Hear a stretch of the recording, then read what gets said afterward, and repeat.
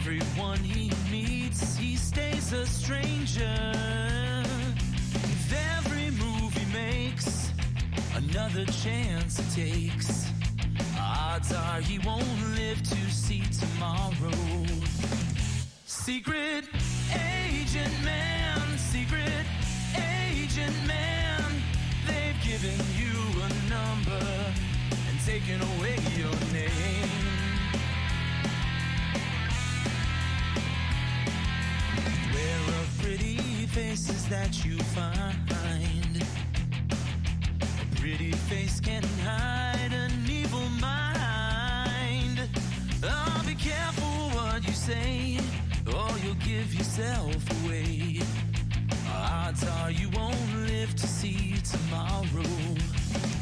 Secret agent man, secret agent man, they've given you a number and taken away your name.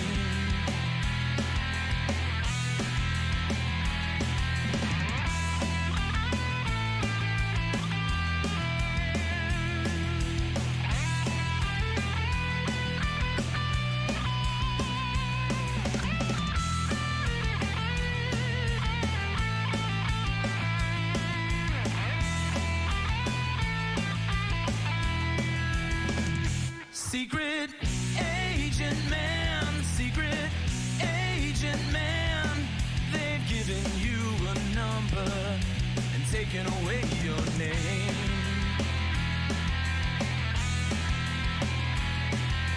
Skiing on the Riviera one day, then laying in the Bombay alley next day. No, you let the wrong word slip while kissing persuasive lips. Odds are you won't live to see tomorrow. Secret agent man, secret agent man, they've given you a number and taken away your name.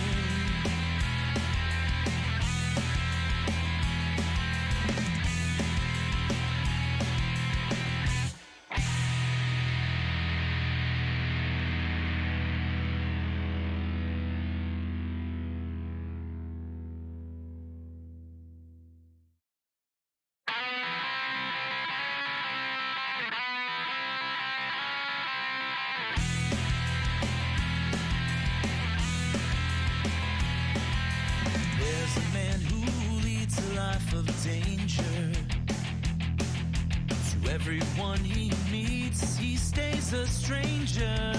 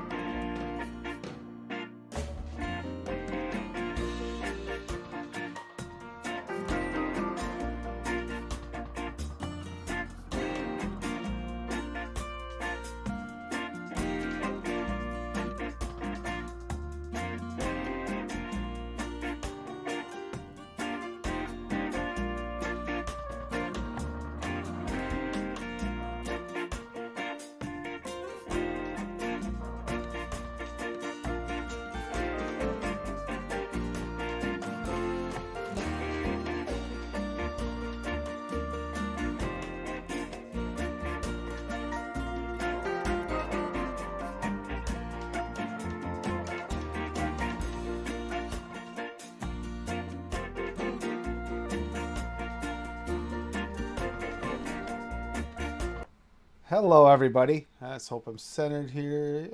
Not quite. Let me center us a little better. Alright, so hello everybody. As you can see, we have Matt Sinister here, and if you haven't been following Matt on his social medias, especially I've been following mostly on Instagram, but seeing what he's been doing to try and better himself, then you've been missing out, because honestly he should be an inspiration to everyone that you can do it despite all the challenges that are in your way. And that done, before we get started and I ask you, Matt, I'll just give a shout out to people in chat here. We've got Mallory Gates in the house, and Matt Sinister's in the house, and oh, he's blue. Addie Tooney, love you, brother, and Lady Liberty. And anyone else who might not have actually posted yet is welcome and hello, and it's good to see you. And yeah, Matt, the first question is, I mean, you've been on before. It was before you started Mhm. this journey into trying to become a healthier, like really Was it? pushing yourself. I don't. You're I don't remember if it was. If it was around that time. It's right around It's that time. been. Yeah. Well, I think I came on right after my dad died. Right? Yes, yes, Yeah, it I came on was. right after my dad died, which we're coming up on the 1 year anniversary, which is just mind-boggling. And yeah, and then I started this in late January, early February is when I started Yeah. this. By the way, I'm very happy. At least got to go see your dad before that happened. That actually, just knowing that made me feel better, even from just being a friend. Just knowing what it's like if you miss that, if you don't get a chance to do Yeah, that. Yeah, yeah, that was quite a surreal day. Jedi. Getting the call because my oldest stepsister called me. She never calls me, you know. And I mean, let me put it to you this way. I mean, we get along when we see each other, and we're nice to one another. It's not like we have to be kept in separate rooms or anything. No, we get along. We love each other very much, but we have nothing in common. You know, she's a conservative Christian. I'm a liberal atheist. So it's kind of a but so when she called me, I knew something was wrong. And you see that, I mean, I got her, of course I have her number on speed dial. So it just pulls up and said Holly. I was like, oh, okay, something's up. Something's really up. And she told me what was going on. And then um, I started looking up flights.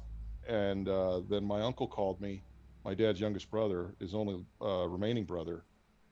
And yeah, because I've had a couple deaths prior in the family from when I was a teenager on. Um, my father's the was the oldest of five brothers and sisters, and he had to watch two of them die. Well, I mean, one was sudden. My uncle was killed in a car accident in '92. But and now, so my uncle, the youngest brother, he's now going to looks like he's losing his oldest big brother, practically his second father. You know, so he called me up and he goes, look, let's get you on a plane, let's get things set up, and let's not worry about how you're going to get back. Let's just get you out there, um, because air travel and all that expense, if something suddenly gets thrown on you like that, when you're in the position that I'm in right now, it's not like something you could just magically pull money out of nowhere. Um, Now we could have made something work, you know, but no, luckily my family was like, no, they knew how badly my father and I needed to see each other before he went. So yeah, it was good to have that. I'm happy you made it out there. I know we'd have Vaping Jedi just joined, and we have Lethal Coils in the house. He's watching from work. But yeah, and then you started this journey afterwards. Now, I'm not sure what I mean. This is like we were talking in the pre-show a little bit. This isn't the first time you tried to start this journey, but this has been, I would say, successful to this point for sure. I'm seeing the Yes. difference and changes. So Yeah. Well, yeah, I was actually in the midst of trying kind of lukewarmly trying something, and which was probably I think my second attempt in 2020. I got injured. I was in denial about it, was putting on more weight, laying on my ass in bed, hurt, and uh, feeling sorry for myself. And just, when you're doing that, you're not eating vegetable salads and drinking spirulina shakes. No, you're getting Taco Bell, you're getting pizza. I was getting pastrami burritos. I had this great pastrami burrito of you take a lot of pastrami, cheese, and then you make the eggs over easy. So there's your sauce, and all the way that blends together with some. You can put some hash browns in it too if you want. Yeah. Yeah, and I'd eat those like three times a week. It's like, you know, um, it's a big difference to when in the past when I was wrestling and I would get hurt. and I'd have downtime. Yeah, I would gain weight, but not so quickly and not so much because we didn't have things like DoorDash, and Instacart back in. Yeah, I needed to actually get up and move my ass in order to get something. But so yeah, then my dad things what happened with my dad happened, and throughout the holidays, I didn't care about anything. I just, you know, the only thing I'm thankfully I didn't do is that I because I have a history of this, is that I started taking pills and painkillers and things like that. I gave all that up in 2016, and after my suicide attempt, and ever since then, I only use pain medication when I absolutely like, I'll take ibuprofen, but I'm not gonna, I have some Tylenol 3 with me, but I only use it when I just can't stand it anymore. And then I take the minimum dosage that's required. It says like 2 every 6 hours. I was taking 6 every 2 hours. So, in the past, but on top of a whole lot of other things. So I'm really happy that I didn't do that. I didn't start drinking heavily or any of that stuff. But yeah, no, food was my comfort. Yep. Food was my comfort. I'd I have remember. weird, crazy days, man, where I'd have like, chicken fried steak, eggs, and English muffin, hash browns, all that for breakfast. Lunch would be, Taco Bell or, some fast food nature. And night, Oh, it's good. You were uh, worried about whether or not anything was going to move, and you made sure it did. I got that. Okay. yeah, yeah, yeah. And then I get in and out or friggin', uh, cook some kind of really unhealthy meal, you know. And I was doing that. So finally January came and I decided, look, I have to do something. I blew up to 412 pounds, and I was never ever that heavy ever in my life. And it kind of, I'm starting to wear 4X shirts. That never happened. Although I'm kind of glad it did because it's nice and comfortable, nice and loose. I'm so used to the bodybuilder thing, where you wear everything like it looks like it's painted on you. Um,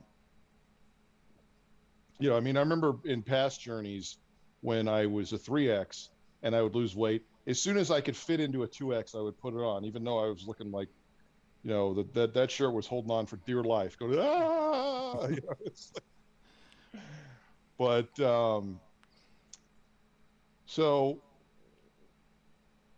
this time I decided that I needed help, and I hired a personal trainer, I hired a nutritionist. I spent some money. I spent some money, you know, and it was a great group of people um, that really kind of put things in perspective to make things work. I did the keto thing for 12 weeks, lost 40 pounds, had to get off of that because I have a fear of prison, and I was going to kill somebody if I didn't get something else to eat. You know, and you're supposed to have a fear of prison. So then I started doing. I really got that bodybuilder mentality back, that athlete's mentality, and I was going to the gym 6 days a week. I was training, and then one day I pushed too hard, and I hurt myself.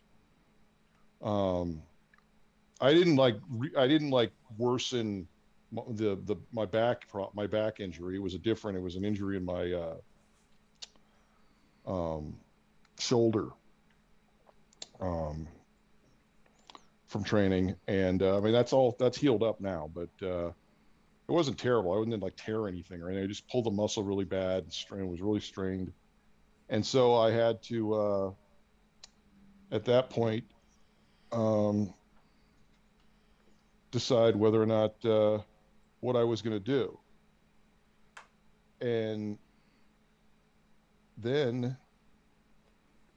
I was like, okay, well, let's start, examining, if you're going to eat carbs again, okay, what are you going to eat? How are you going to eat it? How are you going to balance it? Um, how are you going to you can count calories, but I can't do that daily counting of calories thing where you have the Oh, app and you do it. that's a pain. Yeah, it's a pain in the ass, and half the time it doesn't have anything. I love it's got a barcode on there, so you can go just scan your food. But so I kind of did an overall look at how things were, what I was eating, making sure I'm getting enough protein.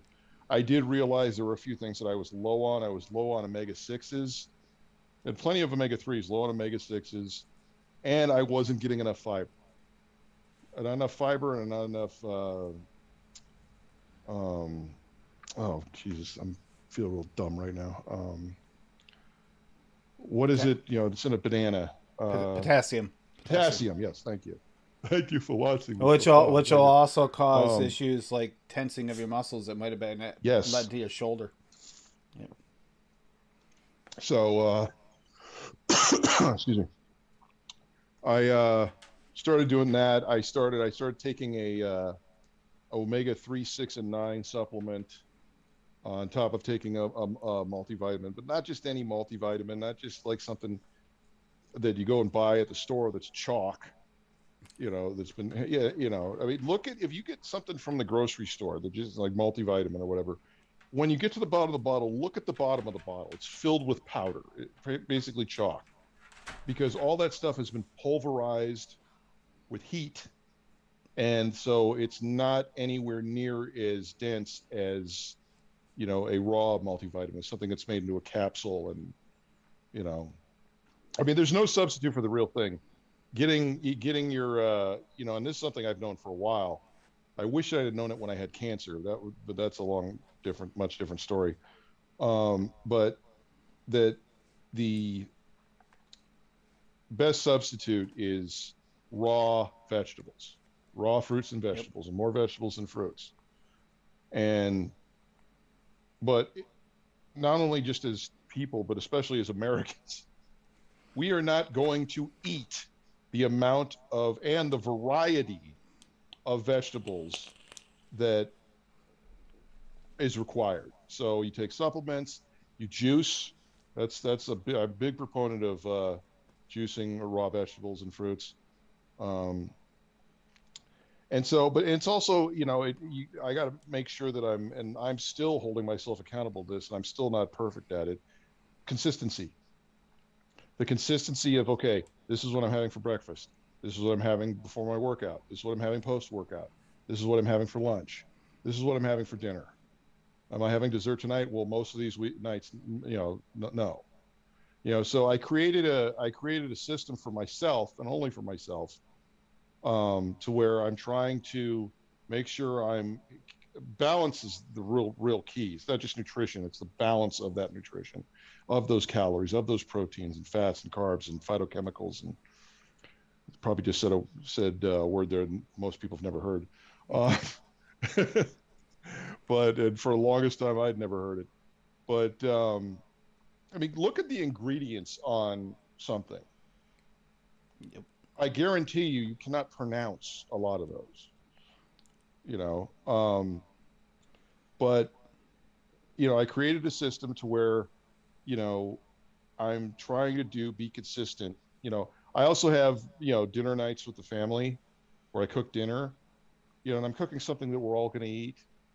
I got two teenage kids. I can't have them. I'm not going to make this some type of weird vegan dish, and they're just going to be Um, it was funny. We actually the other Eat. day got my stepson JD. He we had him drink a green juice, Oh boy. and oh my god! Now this is a kid who just loves he's a typical teenage boy. He loves Chipotle, loves Little Caesars, loves you know fast food. And not a lot. There's not a lot of vegetables and not a lot of salads, not a lot of which I was the same way. And he was drinking it, and the look on his face, he's taking a little, trying to drink a little bit, and he's like, trying not to throw up, spitting in the sink, you know. And then I walked into the room. I go, "What's going on in here?" And they're like, "He's drinking, trying to get this juice down." But he's like, and I reached into the refrigerator. I grabbed another one, and I go, "Drink it like a man." And I just down the whole damn thing within like 2 seconds. And the looks, and everybody was just like looking at me like I was nuts, and but then started laughing. I'm like, yeah, it'll put hair on your chest, boy. You know. That reminds me of high school. I used to do that with raw uh, eggs. The raw egg thing. Yep. yeah, Back in high actually, I school. did the raw egg thing up until I was 26 years old. Yep. Because, well, I mean, because number one, because I grew up a Rocky fan, and Yep. yeah, Hulk Hogan would do the same thing, and also because it was a affordable form of protein. Arnold did the same thing too at the time. That's part of it too. When he was doing the Yeah, whole yeah, I was a when he was in a big fan of presidential pumping fitness iron. thing. Yep. Yeah, yeah, I used to But crack five or six, probably sometimes six raw eggs in the morning, yep. and just pound it. It's the only way you can drink it. You ain't putting a straw in that. No. So, No. Nope. you Pound it and just don't think about it. don't don't think don't about it. overthink it, man. Pound it and then grab some water. Yep. Don't chase it with milk. It doesn't work well. No, it doesn't work well, and it's quite a mess. But back to what I was saying. I created a pattern that works for me, and it also includes where I get to have 3 cheat meals, not cheat day. People, this is something that has backfired on me, and I know it's backfired on a lot of people. I watch it backfire on my father a lot. You have a cheat day where you eat whatever you want. Now, if you look like The Rock, you can do this. All right. If you look and train and have the Metabolism. well, it's not even metabolism. He's half Samoan. His metabolism is, take a look at pictures of him when he first started in wrestling. He was Yep. chubby, he was smaller, but he was chubby. I mean, the man's a beast now, and that comes from just insane dedication in the gym and diet style. But he does have a cheat day, and I've seen competitive eaters put together his daily food challenge and eat, or his daily cheat day, and eat it all in one sitting, or at least try to, you know. But anyway, most people, when they have a cheat day, they just gorge themselves. Yep. Oh, let me have 12 donuts. Let me have a whole pizza. Let me,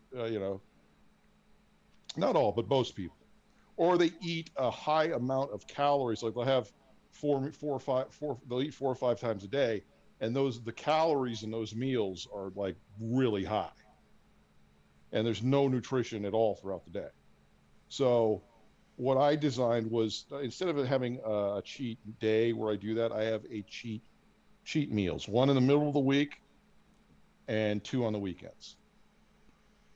And I've also, if you go to watch some of my YouTube videos, I I have done some food challenges because I'm really into watching some of these competitive eaters do these challenges.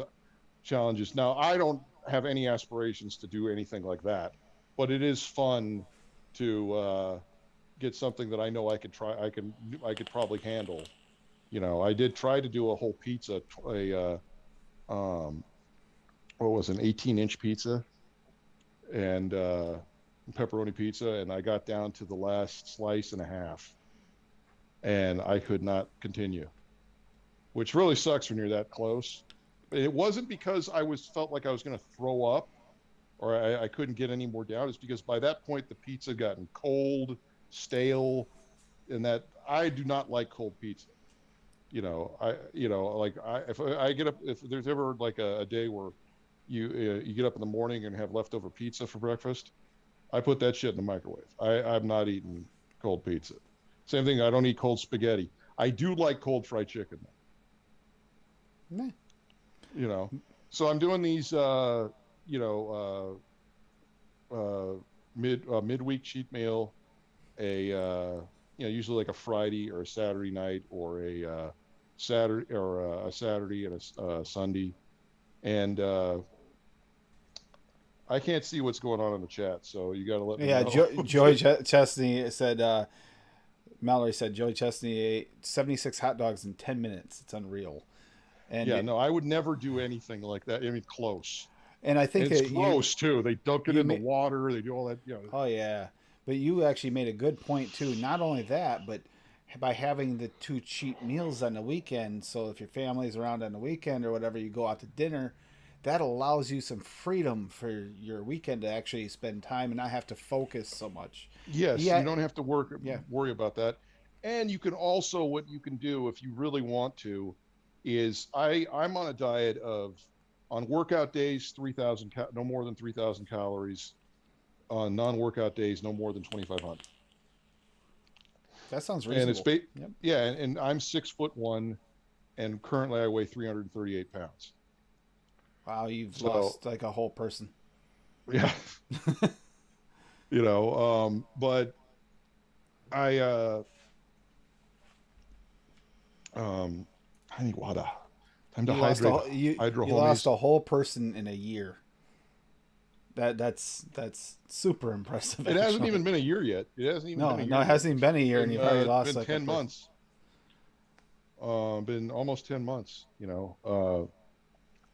But yeah, that's pretty much a whole person. I mean, that's 75 pounds that I Yep. lost. Another thing And that we talked about quickly before the show that I just want to point out here and let people know is it's not that your pain has lessened so much; it's your pushing through the pain, still trying to become healthier. And that's something that yes, people aren't realizing. and what a lot and other people need to realize is there's sacrifices that have to be made to do that. And and it can affect the family. It really can. And I'm aware of that, and I feel bad about it. But at the same time, it's like, what am I supposed to do? Am I supposed to, okay, I won't train and rehab and do any of these things, so I can do these things. But then I'm going to eventually blow up to 500 pounds and have a fucking heart attack. So I mean, it's like both my grandparents and my father had heart attacks. I've already surpassed how old they were, each of them were when they had heart attacks. And there are days that I have chest pains. I do take blood pressure medication, and my blood pressure has not been, even with the medication. I just talked to my doctor last week, and he increased the dosage and added something, give me an entirely different medication, because just nicked up a bottle of Super Good Which one is that? Pear Oh, Fizz champagne lime. that one's good. That one's Oh really good. yeah, oh yeah, it's really good. I But just cracked open that baked caramel apple cheesecake dip that I made to replicate Lizzie's recipe that she posted oh, in okay, Discord. Her okay, actual recipe that she posted in Discord, and Lady Liberty said, "Oh, that looks really good." So I said, "I'll try and make that in a vape form." So yeah. And I got vaping it on the Clutch X18 with the Nightmare RDA. Um, I wish vaping had been around when I was wrestling, oh, you would have been so because much I saw, easier to breathe and feel so much better. because I'd say about 75% of the time that I was wrestling, I wasn't smoking. I quit when I would be working regularly. But there were times, yeah, that I was smoking while I was wrestling, and got blown. But also, if the dietary factor, if I was looking for flavor, could vape, and vape something flavorful instead of getting flavor from food. So, because I'm a food addict, I've been a food addict since I was a child. I can't just eat, you know, one small portion of something. I want to eat till I'm good and done and ready to unbuckle my pants and sit back and just, that's Oh, how that's kind of Mallory just said something like that when she was a marathon runner. She was a two pizza girl, yes, in one sitting. well, She's a yeah, calorie marathon. burning machine in her teens and 20s.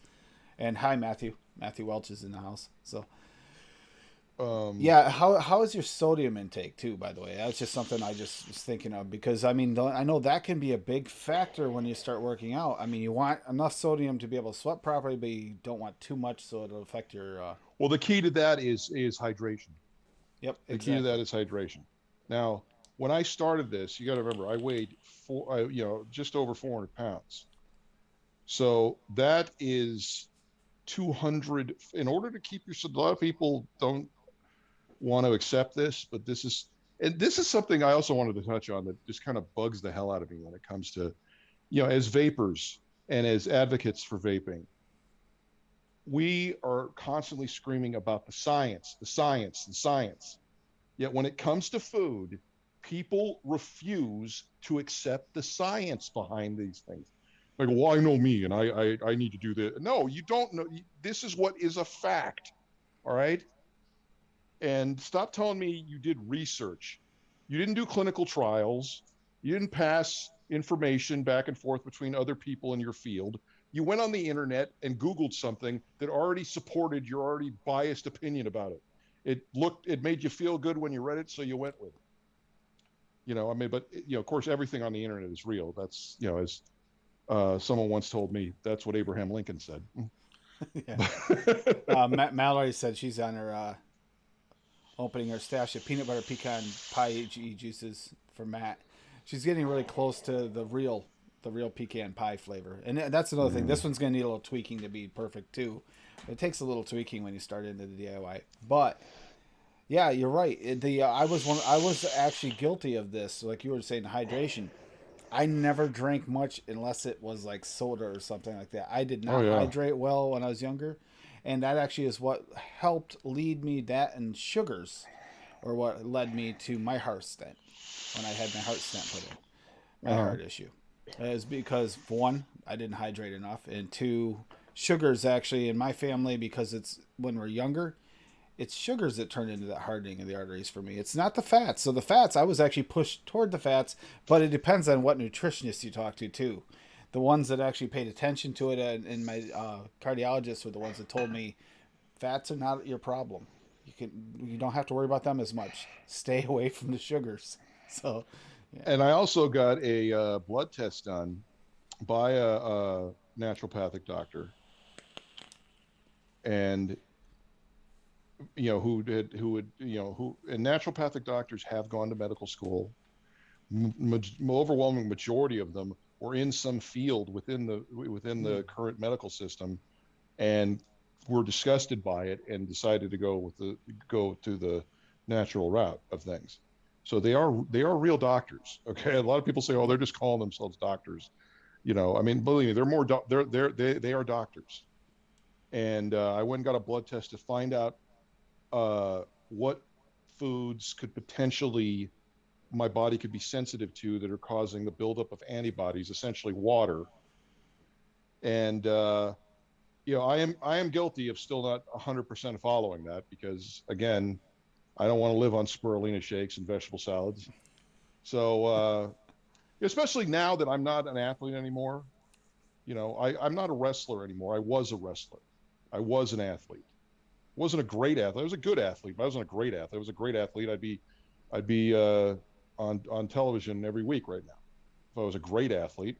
Um, I mean, barring injury, but I mean, I knew that. I mean, I was smoking at certain points when I was, but I know how hard I trained and how much I gave, and how the effort I put in, the long matches I had, long hours in the gym, which is what made me a good, which made me a good athlete. A great athlete is someone who could even go even beyond and really achieve some success.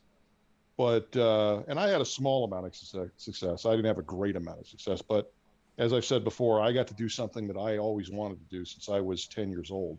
Not a lot of people get to say that. So as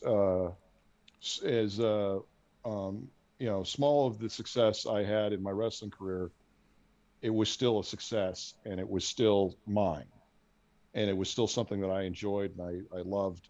No, I didn't make it to the, I was in the minor leagues my whole career. I didn't make it to the dance, as they say. Was never into WWE, WWF. I mean, there's a new company right now. It's only been up for a couple of years, AEW, All Elite Wrestling. And there are some friends of mine, or old friends of mine, that are there now, and and guys that I watched come up, and guys that I trained with and wrestled. And I am AEW, I so think, is way more like it's like old school WWE. I it's like that. professional wrestling. It's not this sports entertainment, family entertainment Yep. crap.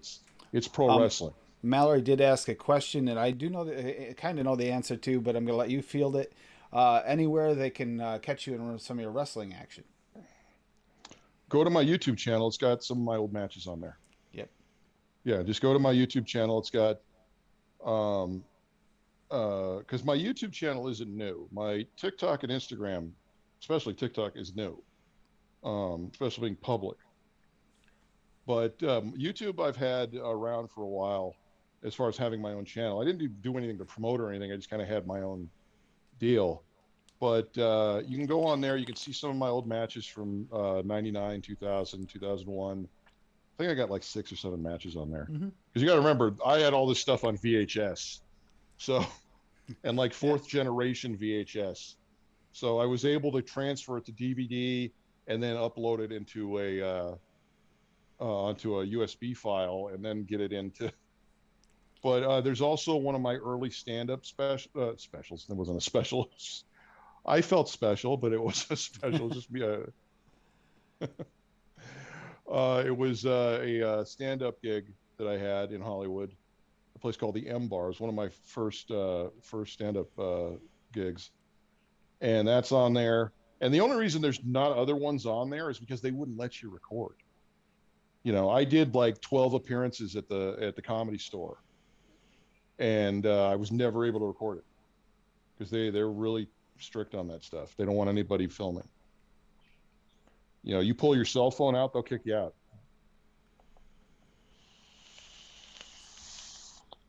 But yeah, you can see that. And I also, the very first 30-day juice fast I ever did. There's some vlogs of documenting week by week how I did on that juice fast. And now there's all the current stuff. I started with week 38 of the Getting My Health Back series.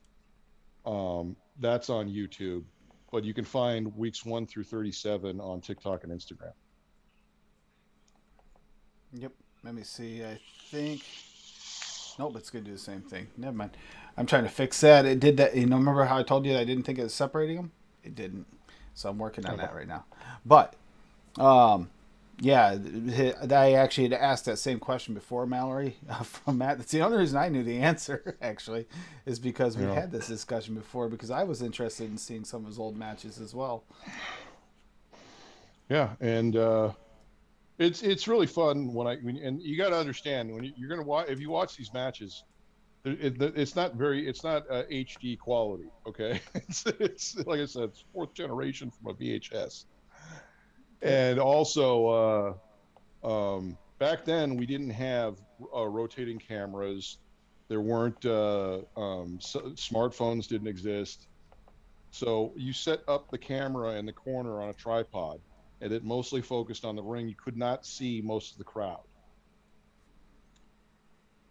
You know, and there's no commentary. Mallory, let me know if that link works, because that's the one that's the updated version where I put it in Instagram. And then Nightbot, I put actual spaces in instead of trying to hit enter. Enter isn't separating it, so. But no, you've done a lot. You've done a lot in a very short time. It's kind of amazing to watch, and honestly, when you see your every day, almost every day you go into the gym, you see some more videos, you see some more posting of it, and I think that we've already had this discussion, and you've had it on other shows and stuff where you've been guests. I've seen you in Zoom before and talking about it. People are getting inspired by what you've been doing because of what the difference is, and watching it. It is inspiring, and you've done this during a time period where the world's upside down and messed up. It's bizarro world, and to be doing it now of all times, I think is even more inspirational. Well, here's the thing. It's fine. No. Here's It's fine. It's not fine, but it's not as bad as I swear. Go look at history. This is how we just never learn from history. And the current generation, the millennials and the Zoomers, I guess they're called. Um, they act like they're so much better than certainly the baby boomers and to some extent our generation, the Gen Xers.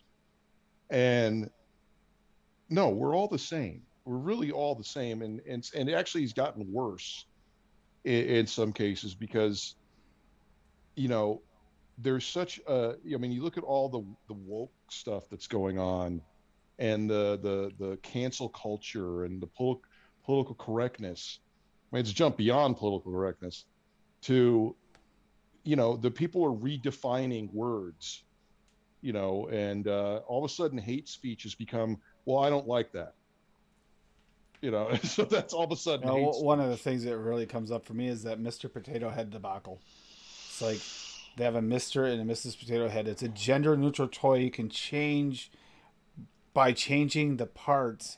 Yet because it has Mr. in the name and it has, since it was an actual potato with parts put on, way back when, but now My, it's an issue, and it's like, why are we focused on these things? There's so many more because important no, things. because people, because, well, number one, it has to do with just how some people have been raised or a lack of raising. There's a lot of overprotectiveness, a lot of like you never want them to see anything bad, and you never want them to feel pain or so.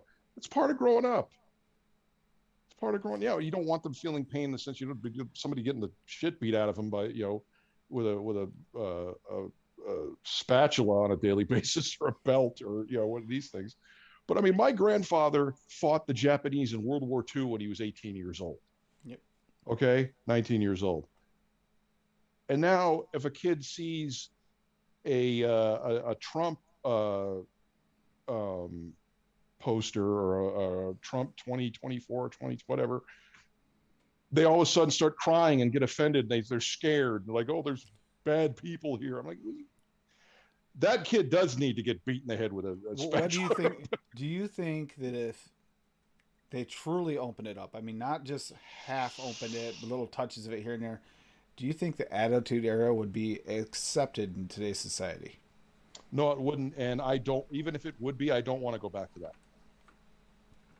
I don't want to go back because yeah, there were some great things with the Attitude Era. There were some very bad things. There Mae were. Young gave birth to a hand on television. All right. They had yeah, Mark Henry having a love affair with a 90-year-old woman. Uh, just to name a thing, you got the oddities, and you got Howard Stern's Whack Pack on television. Uh, I'm just like, that's good on the show. That's good on the Stern show. I'm a big Stern fan.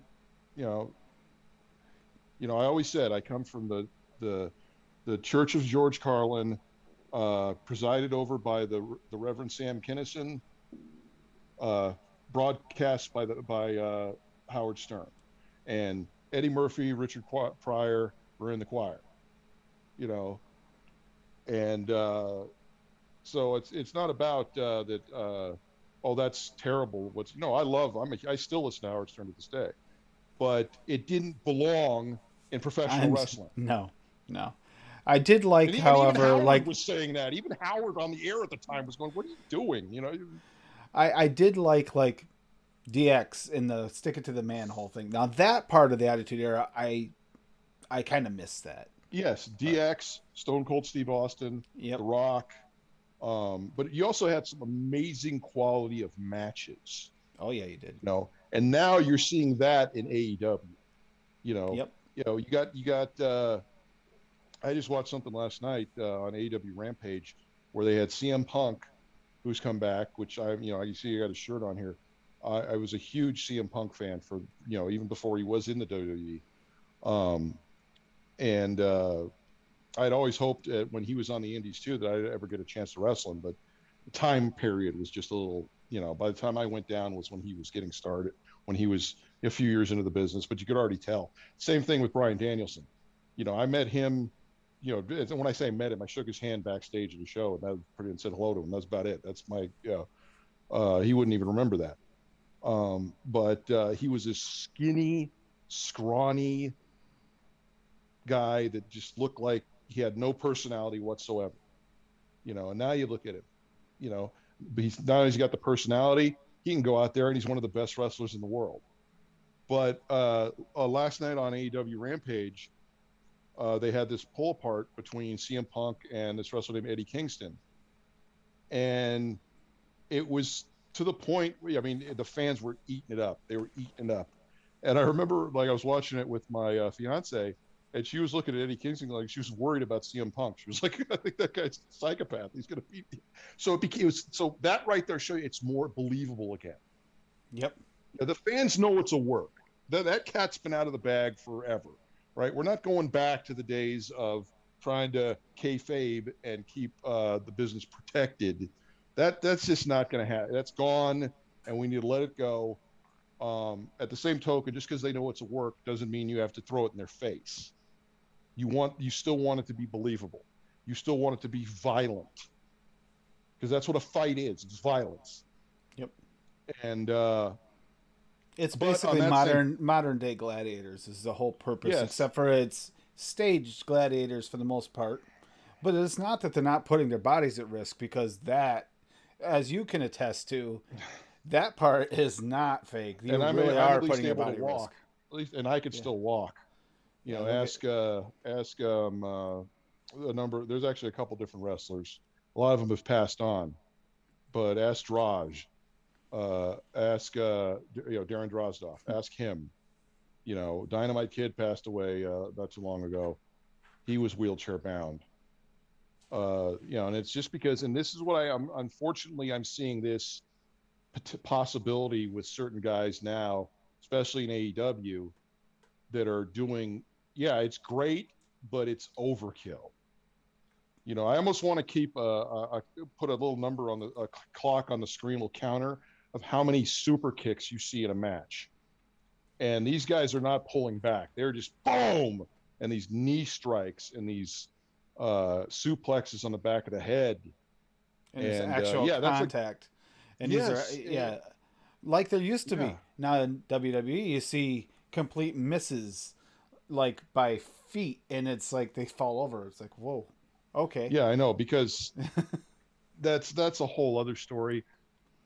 The reality is AEW is a professional wrestling company. WWE is a family entertainment company.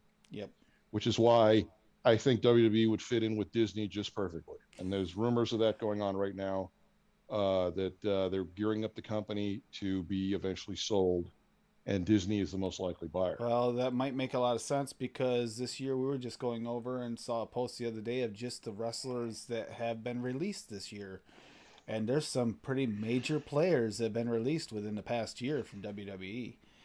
Just and yesterday. Quite a few of them have shown up on the AEW, actually. That's the even more ironic part.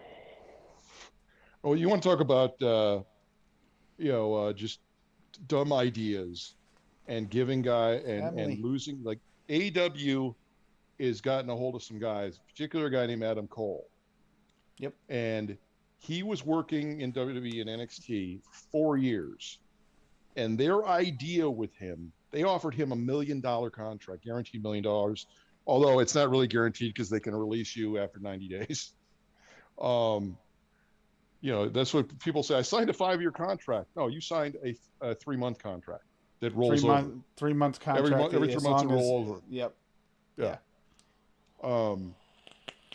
And 4 years in NXT, one of the best wrestlers on earth, really close with Triple H and Shawn Michaels, who helped train him to, as far as pushing him past just being an indie worker to getting him to that main event level. And what was their idea? This is why when you don't have wrestling bookers, instead you have television writers putting your show together. Their idea for him was have him cut his hair and be a manager. Yep. To bring him up to the main roster. I mean, and then so you see him on AEW. Yeah, he's not, because he's a smart man. He's like, that's ludicrous. I'm not doing that. So, but as I said, I am so happy for some of those guys, and well, I mean, for all of them, but for the guys that I know, really happy for them that they're getting this, and I'm very envious. I'm not jealous. I'm envious that I am no longer in a position to be a part of that. You know, because that would have been, and I think that's something that also did happen with me too. Was when the Monday Night Wars were going on, I was, I came up at a weird time.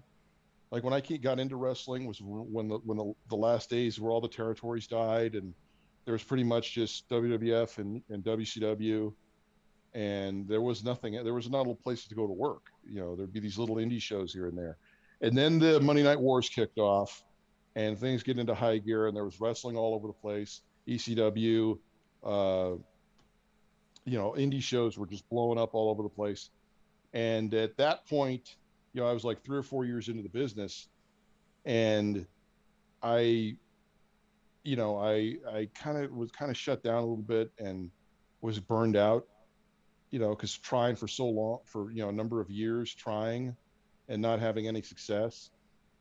And so, I took a break in 98. I came back in 99, and that's when I was really just so driven and so determined and mature too. I started when I was 18. Now I'm 24, and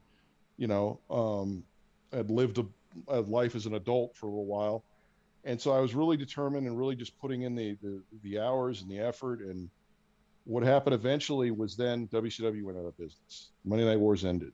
ECW shut down. There was nowhere to work. There was one place, and it was just kind of yeah. And then declined. I remember I went to XPW. They just did a Dark Side of the Ring on XPW, and that place killed my love for wrestling. Killed it because of just how bad it was, and the gimmick they gave me, and all this. I hated every second of it, and so I left. Then that's when I just got out of the business. I left. I wasn't sure what I was going to do. I just left. I didn't want to have anything to do with wrestling again. And in 04, I came back and I wrestled again, just to prove to myself that I could do it again.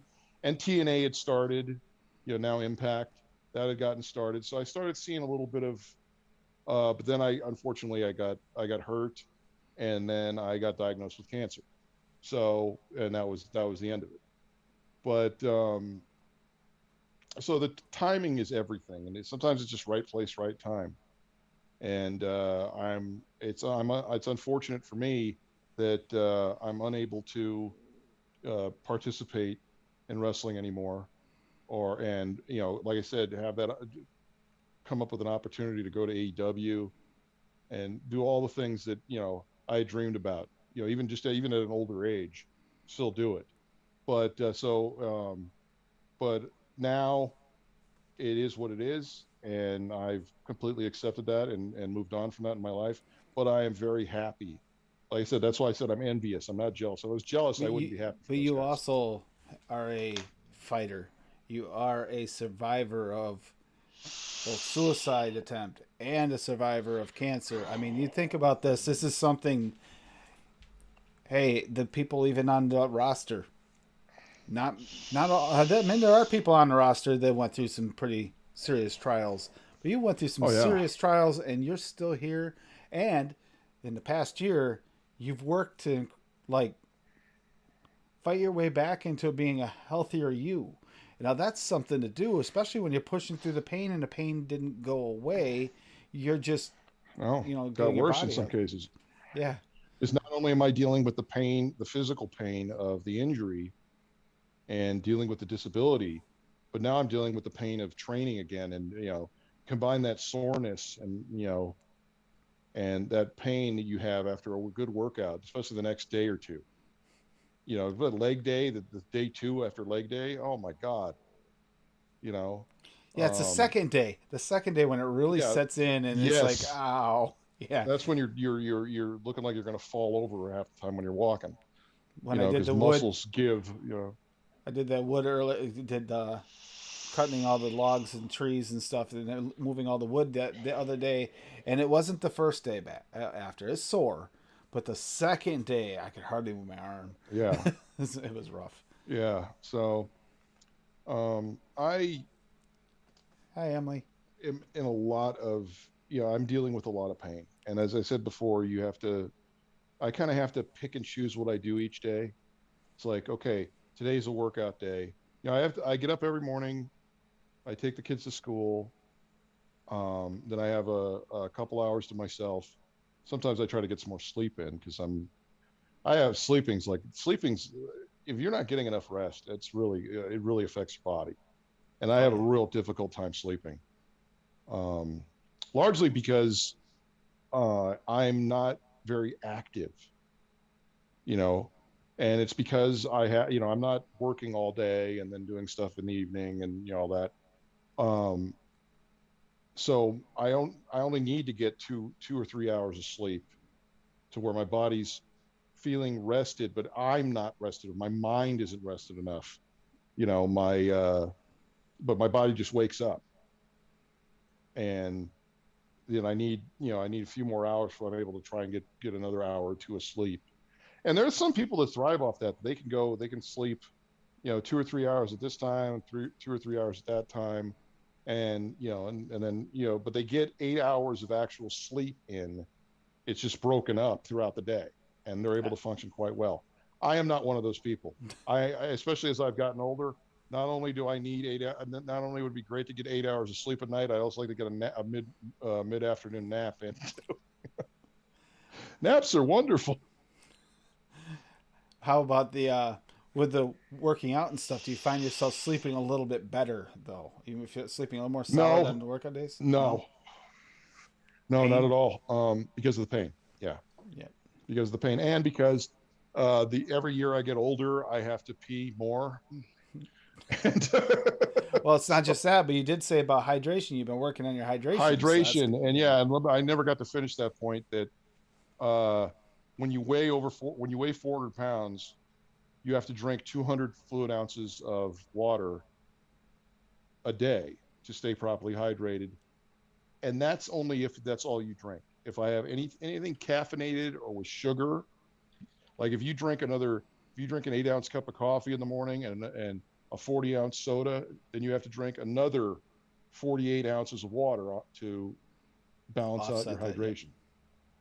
Yeah, it's another thing. A So misconception right there too is people get worried because water's weight, so they're afraid to drink that much because it'll add to their weight. But the thing is, you're not properly hydrating, so you can't release those fat cells. You also not feeling as healthy, and you take a risk at your heart works harder when it's working on too little fluid in your veins when it's too dense and thick.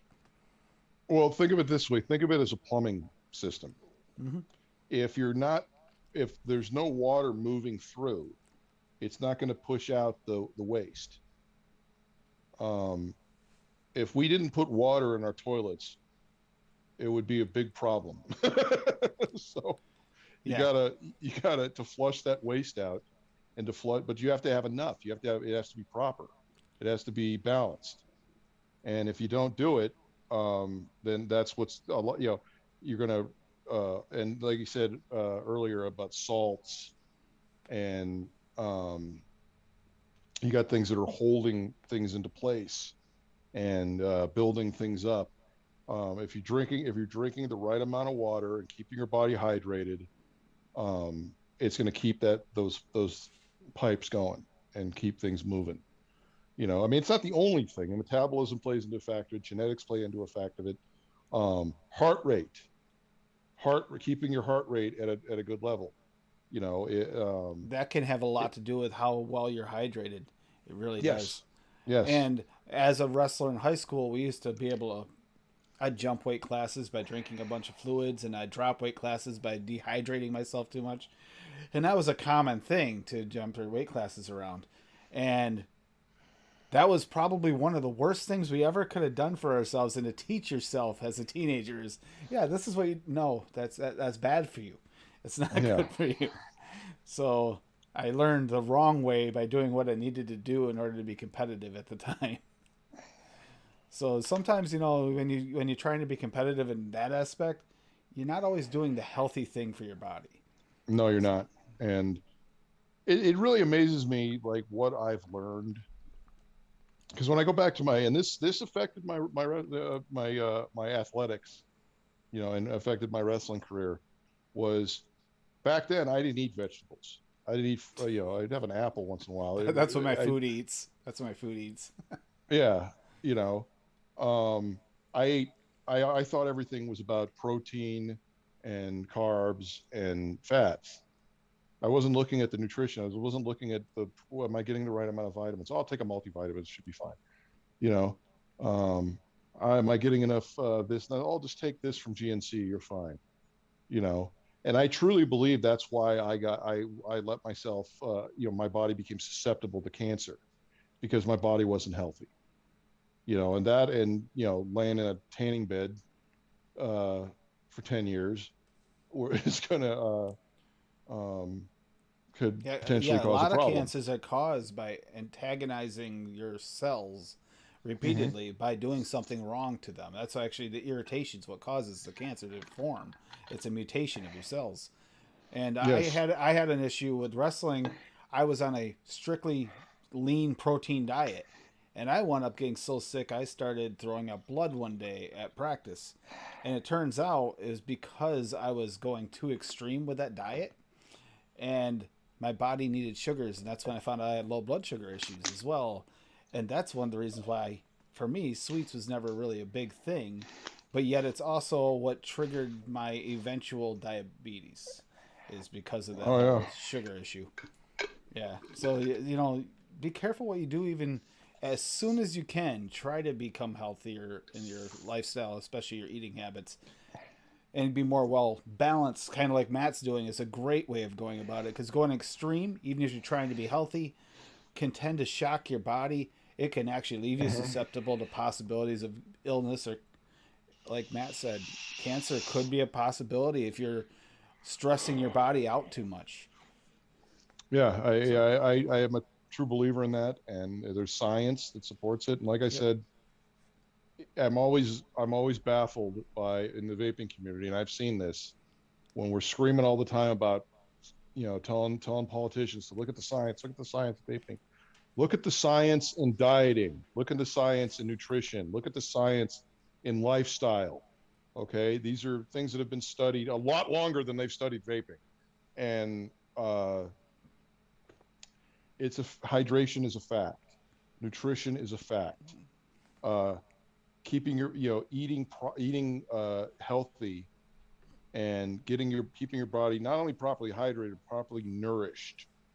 You ever uh, wonder why a lot of people they'll eat some huge fast food meal and then 2 hours later they're hungry? It's because they ate empty calories. They didn't eat Yep. anything with any type of nourishment or nutrition in it. And so, and there also there's stuff in that food, and the lack of the nutrition you're getting is weakening your cells, weakening your body, weakening uh, your immune system. So if you're not keeping that strong, yes, your body's going to get sick. And when you're sick, if you're not keeping your body nourished, even more so dosing yourself with nutrition, like take ODing on vitamin C, when you get a cold. Yep. Um, and the truth is, in most cases, not every case, this it all depends on your environment, where you're at, who you're around. Um, you're not going to get sick if you're keeping your body nourished. Your body won't get sick. I Or said if you there's do also get sick, if you get sick, it's a lesser degree. Your immune it's a system's lesser better. degree, and you'll get quicker, you'll get better a lot quicker. Anytime I've gotten sick, and I did get sick after I never got COVID, never did. Um, and but after we took the masks off and started going to the grocery store and going to out to dinner and doing these things, the flu and the colds were still there. This proved that Yep. masks work because look at the statistics of how many people died from the flu in 2019, and how many people died from the flu in Yep. 2020. It's an astounding difference. That's because the masks work. And I Oh, they've know it's been using them in inconvenient. Asian culture for decades. Yeah, It's been a thing. If someone's sick, you wear a mask to stop you from spreading it to others and keeping your distance when you're sick. And this is something Americans have been notoriously bad at forever, is just going up there coughing right in front of somebody, not even covering up. It's like we taking your gotten kid to better about, taking your kid to the store when the kid's got runny noses and is coughing and hacking or up send and or all send this. him to school like that, and then wondering why everybody Yeah, in class is sick next week. I mean, wonder why.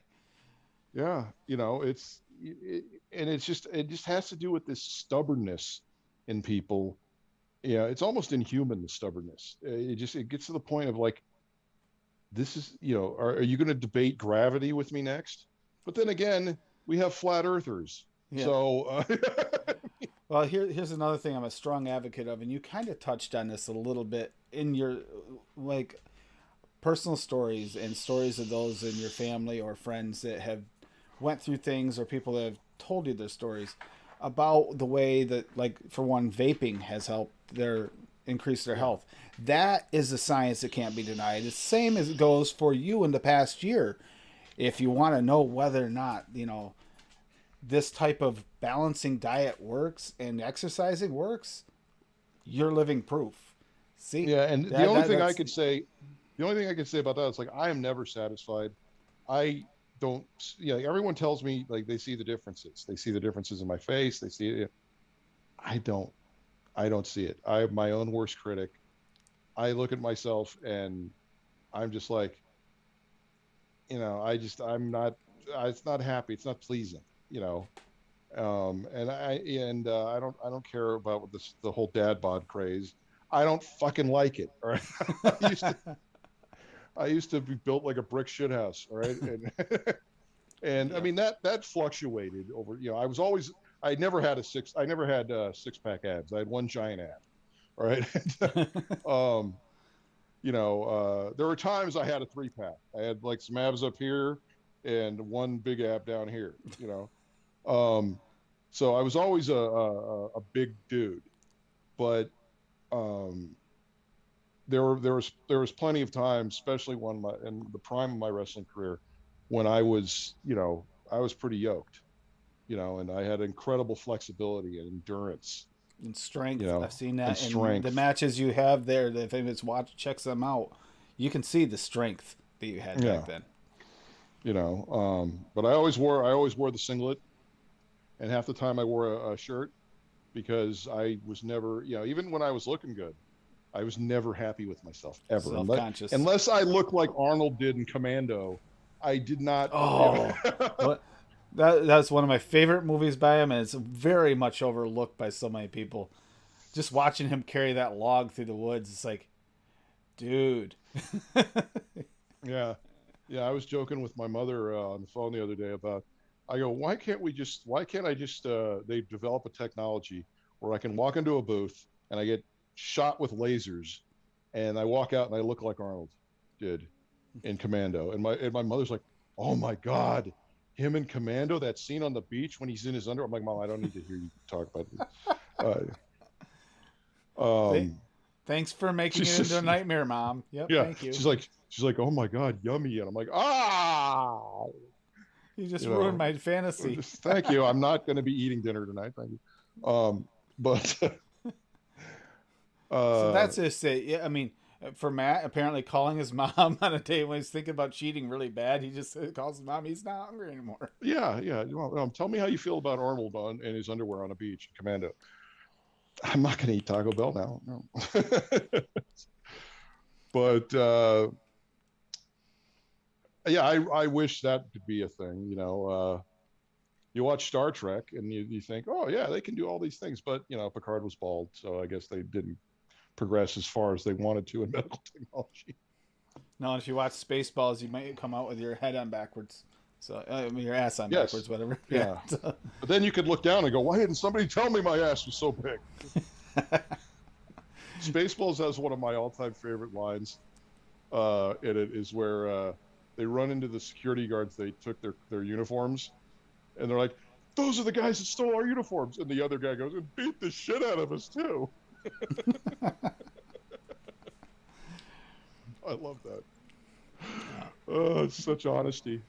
and and Uh, but the point of today's show is definitely to point out the fact that you can do this. You can do whatever you put your mind to. You just have to make yourself accountable for it and continue. Don't stop. Basically, And no so, matter what, you injured yourself and continued. That's actually that could have been a point where you just gave up, but you decided not to. and I almost did. I almost did. I got hurt, and it wasn't just like the injury that happened was the straw that broke the camel's back. I had been working for 9 months in security at Kaiser, and I was putting in 65 to 80-hour weeks. I was walking 22,000 steps a day and putting on weight. Okay. So that, because I was just, you had no time for nothing. In order to get that job, I had to do a training classes where you're doing takedowns, and I mean they were even showing you how to potentially dodge a bullet, literally dodge a bullet, and what to do, how to techniques to take people down. Some of them were complete BS. I knew that wasn't going to work, but they were required by law to put things like that into play because you know you can't just in my case I couldn't just power bomb somebody, but yeah. And so, but I was working those hours, and but in order to get that job, I had to do a thing where there was a 5-story. It had five floors in a basement. So I had to walk. I had to go. I couldn't run. I mean, you can run at first, but at least keep going up 5 flights of steps, or excuse me, six, because we started in the basement. 6 flights of steps, go back down, go into a room, take somebody down to the point of you take them down, incapacitate them so you can arrest them. And I had to do that 3 times in a row without stopping.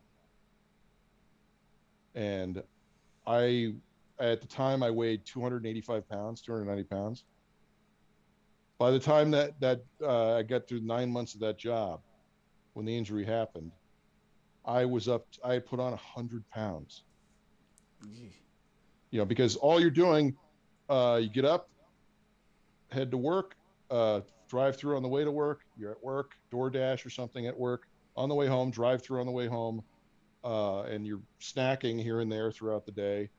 Um, and drinking lots of sugar and lots of caffeine, and then you come home, sleep for 3 or 4 hours, do it all over again, 6 days a week. And the only reason it wasn't 7, sometimes it was 7, because they didn't want to pay double time. So when I got into that fight and that altercation at work, and it also took place at 10 o'clock in the morning. If it took place at 3 o'clock in the morning, things might have been different because there was a lot of witnesses. So eventually I had to say the hell with it. And I had to choke the guy down to get him off me. But it just caused a variety of problems in my back, my knee, my hands. And it also re-aggravated injuries in those same areas that had healed. This ain't my first dance with being injured and having these type of injuries, but it's never been this painful. And I know age had something to do with it, but not being athletic anymore had something to do with it. But it was also just the grind of working those kind of hours, living a very unhealthy life because I didn't have any choice,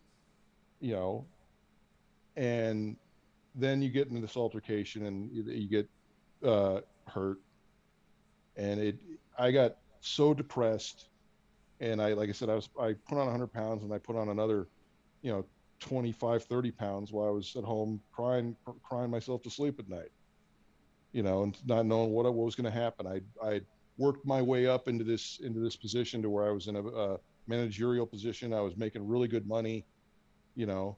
I just bought a bunch of stuff for the home. Bought new furniture, new gadgets, new televisions, things like that. And this was stuff that I had to make payments on. It wasn't stuff I was able to buy right off. I had to make payments on it. And so now all of a sudden, something I thought was going to be paid off in 6 months is going to take 2 years, 3 years, as long as I have an income. And I've been very fortunate that number one, I hired a good lawyer. That's very important. But two, that there was professional behavior going on. in the past, when I had an incident prior to where I got hurt at work, and I had to go out on disability, but there wasn't a lot of professional behaviors, a lot of shenanigans going on.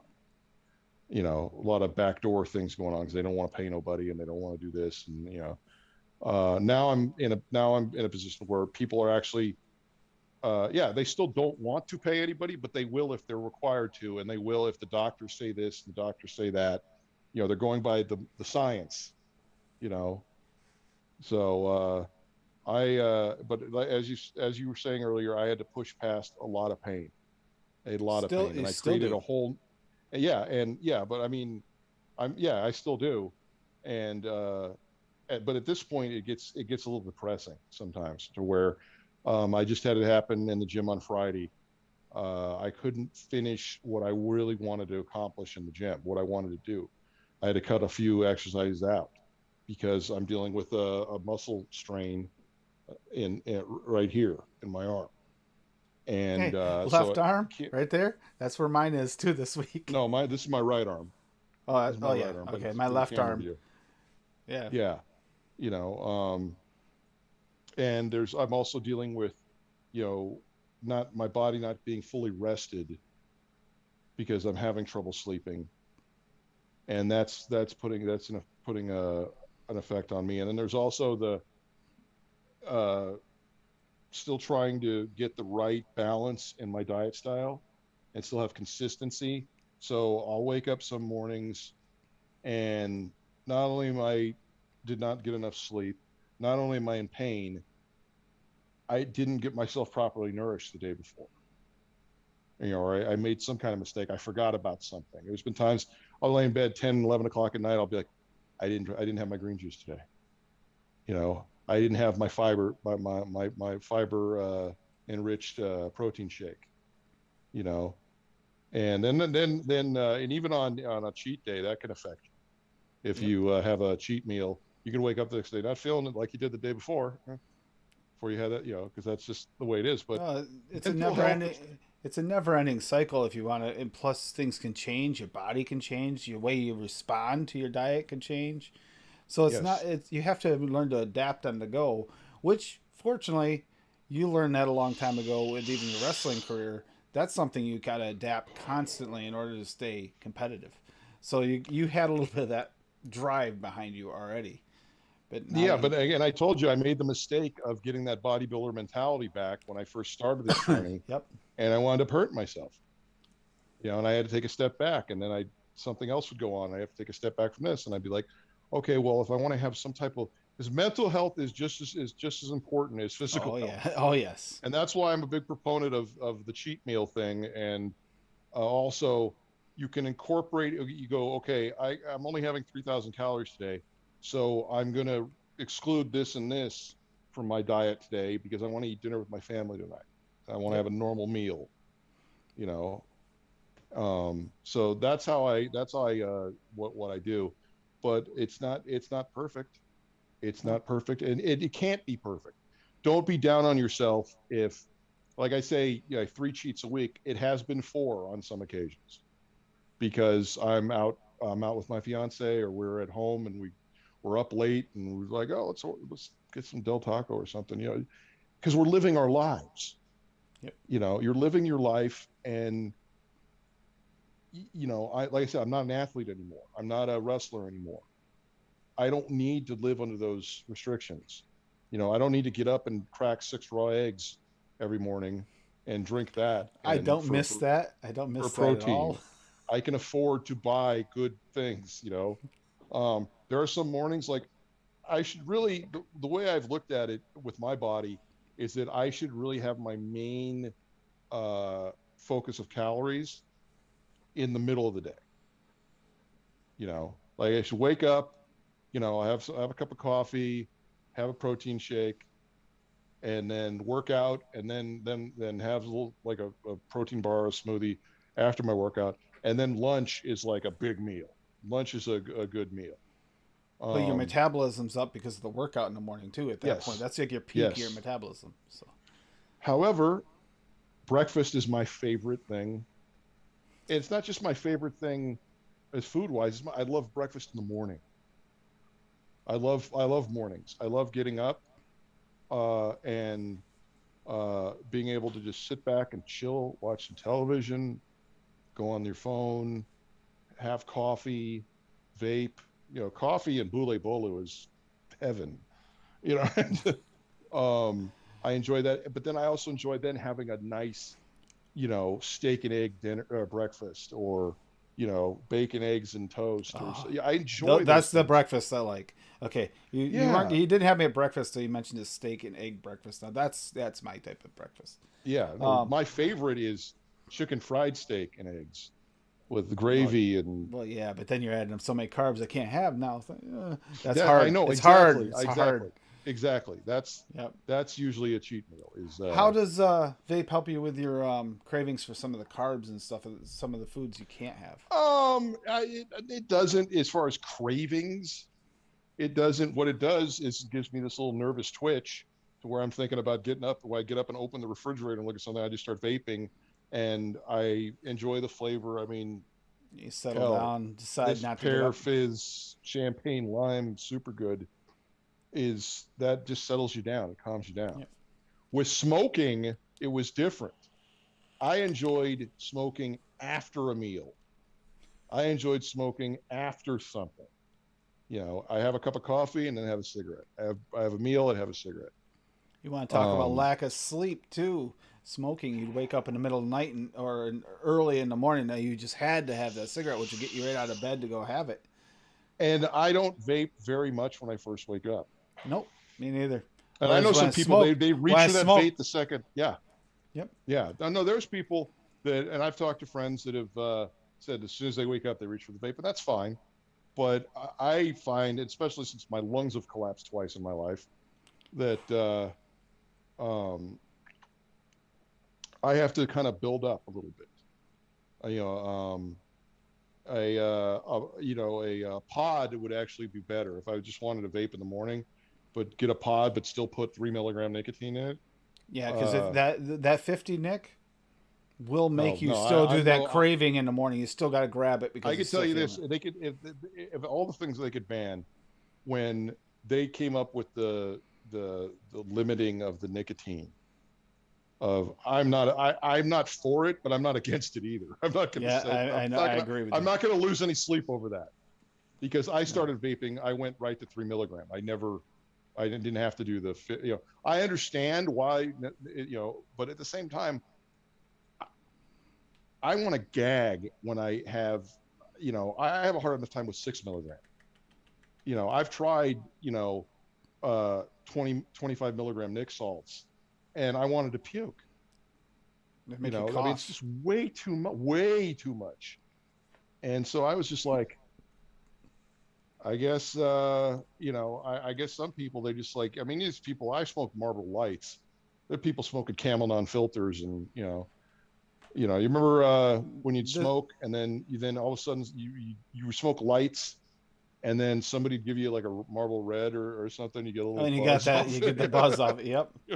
Or yeah, Camel non-filter Camels are the ones. Someone hand you one of Oh them. It's like, God. oh, it's like, wow. Why do you smoke these things?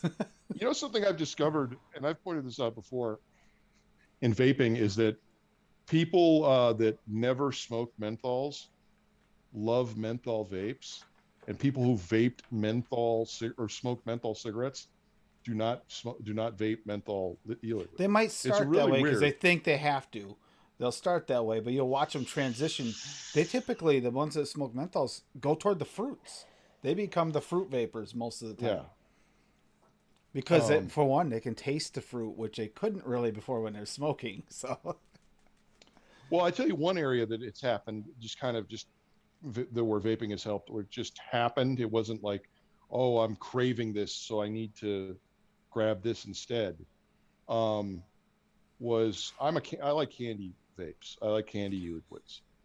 I like all kinds of e-liquids. I'm not a big custard guy, but when I first had bottled violence from Will at Steel Valley Vapors, and then later with Uncle Chris Overdrip, his those are great. But it's not. Yeah, I got a bottle in my drawer. Um, but it's not something I can vape all the time. That's something I'm not going to put in a tank. I'm going to put it in our. I'm going to drip it. The toffee custard was on here until a couple days ago. She took it and finished it. So, but Oh yeah, when we were in Houston, I got a couple bottles of toffee for Laura, my fiance, and I was because she when I first started when I first gave her the bottle of violence, she loved it because she loves custards. But I'm a candy vapor, so um, and when I'm vaping these sweeter e-liquids, I don't have a desire to eat sweets. yep, yeah, I still do. I mean, but last not night I as. was eating a But it Hershey bar dipped helps. in peanut butter, but I mean, because we still got some Halloween candy left around. Well, and here I still But got the Reese's peanut butter cup I made. It needs some tweaking, but it's like a dark bitter chocolate is the problem. I got to sweeten it up. I didn't put any sweetener in it. So, but yeah, it yeah, I've does had help with those non-sweet. Yeah, cravings. but yeah, I do think though that because the big area where my back is, where I have not been able to really push past the pain. I've tried. I've tried really hard, and is cardiovascular. Even Mm. walking on a treadmill, I can't get more than 10 minutes. Well, actually, I can get up to 5 minutes, and then I'm starting to hurt. And if I go past 10, I'm just, you know, In and agony. like I did a 30-minute walk once, and it was, oh my God, I was in so much pain. I'm lucky I didn't fly off the treadmill because it got to the point where I was just I was becoming Matt Sinister on the treadmill, just doing that character, That look on your face. that look, that heel, that listen, you son of a bitch, Oh, and I that got video I watched with you at the interview when you were injured and that you just had that. Oh, you yeah. I believed yeah. it. We talked about it later, and it was a little bit of a kayfabe situation, a little bit. Oh yeah. You And have to I do that. believed it. It was so good. You did a good job with that one. Yeah, like what I was talking about with CM Punk and Eddie Kingston. The point of Eddie Kingston's problem with CM Punk is back when they were on the Indies, uh, CM Punk and a few other guys judged him that he wasn't good enough, that he wasn't they held him to a standard of potential they saw in him, and he didn't deliver. So he's pissed off now because now he's made the dance, and then this guy CM Punk shows up and claiming I'm this, I'm that, and screw that. I remember how you treated me, and I cardiovascular wise, I can't go to the bathroom without breathing heavy. I have to sit down a lot. You know, and as a man, having to sit down all the time when you're taking a leak, it doesn't make you feel very Manly. manly. You know, That you might get know. better though as you go through this a little bit as you lightning. It's not that I'm not able to. I just don't want to clean up a mess. But no, but you like you're 75 pounds already, and this is less than a year. You're on the right path. I mean, you really are. And before when I get too far, I wanted to mention Mallory said she smoked Marlboro Reds for 22 years, and smoking lights was like air. And Matthew Welch said, "That's me. I ended up on menthol." So Mhm. yeah, when we talked about the smoking before Yeah, we get too far past it. So yeah, yeah. It's something that I've really observed and I've pointed out a few times. And it's just odd. It's just really just one of those things. You'd think that if you smoked menthols, you would just naturally vape menthols. Maybe well, you you started think out that way, but then you discover all these well, flavors and it's the same mentality that non vapors think. Oh, well, we have tobacco flavors available. That's good enough for them, but they don't realize that's the last thing you want in most cases is a tobacco flavor because it I don't reminds know. you of what you want to get away from. I don't know how anyone vapes a tobacco e-liquid. I don't. This is what we got away from. Exactly, and that's This is a something that cycle we broke. the non vapors really do not understand. It. That's why flavors are so important. It's not that it's not necessarily we do enjoy it, but that's part of the reason it works. Is because we are enjoying it. We're not putting something in our mouth that tastes like Well, I ash mean, or crap or even if it's like a fresh tobacco flavor kind of. It's still yeah, what we were addicted to that we didn't want to be addicted to. yes. So, yeah. It was It's pretty interesting because I've had to deal with people that don't understand vaping, and you know, I had somebody once say to me, you know, well, I'm really into fast food, but I wouldn't go to a fast food convention. Not the same thing, okay? It's not the No, same thing. no. You know, Fat. I don't have a shelf full of McDonald's hamburgers and uh um you know, tacos from Taco Bell. Yeah, I would hope not. That would probably stink. But you know, there's a big difference in However, in you could have retorted as simply as well as, you know what we do see for conventions? You do see health food conventions where people have transitioned to healthier thing. That's what yeah. vape is. That's the healthier one. So that makes sense. Well, I tried. I'm a lot more mature about it now. In the beginning, I was when you know I really started getting into you know learning more and more about you know the science behind vaping instead of just vaping a smock baby beast. You know, you know, we all We've got a started. A lot few. of us We got all a few. started that way. You know, I got smock stuff that I've still like. I sometimes I'll vape it just to get rid of it because I don't want to throw it away because Yep. it still works. Well, But it's like I got out the TFV12 not long ago to try it again. It's like, okay, lots and lots of. It's got flavor, but it's because you literally got saturated in your mouth. But then after about halfway through, it starts to leak. It's like, oh, yeah, smock product junk. TF12. I had the the TFV16 out. Yeah, I got that's a the one that big came out giant afterwards. ass Yep. tank. Yep. You know, well, you know, once I was really like I really argumentative with people. You know, when they would tell me vaping's just like smoking, or they'd say the No. popcorn lung BS or whatever. But eventually, over time, it's kind of like the same thing with social media. Like in the beginning with social media, you'd argue with people, like especially during elections and stuff.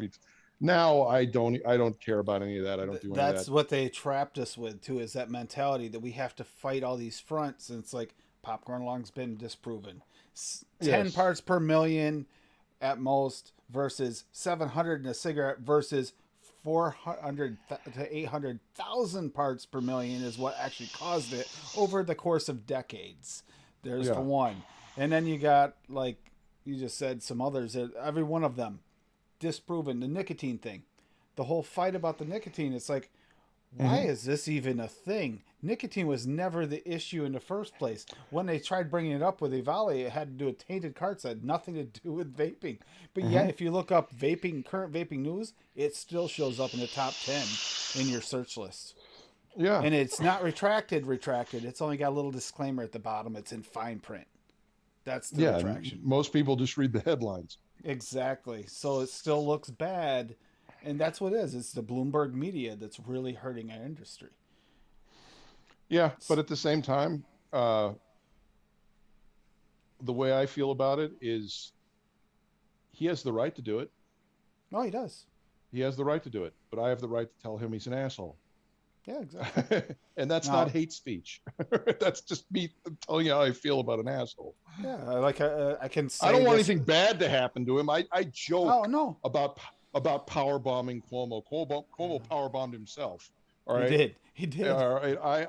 I joke. That was I do great. That think was I do think that we should buy Bloomberg a one-way ticket to Mars on that flight to get him off the planet. But that's not to say anything bad about him. I just want him off the I planet. didn't If say I he wanted the spaceship to blow up. You no, know? I just saying if he wants to go up there and not wear a spacesuit and explore the cosmos, let him. It's his Yes, choice. it's his I'm good choice. with it. I'm okay with You it. know, like as much as I want to slap our beloved governor in California in the face for being a hypocrite, and I voted for him, and I also voted to recall him. I put Grim Green on as the write-in because all the other candidates Nice, were idiots. nice. I did. I was just hoping that somebody on the news would have like because who else did that?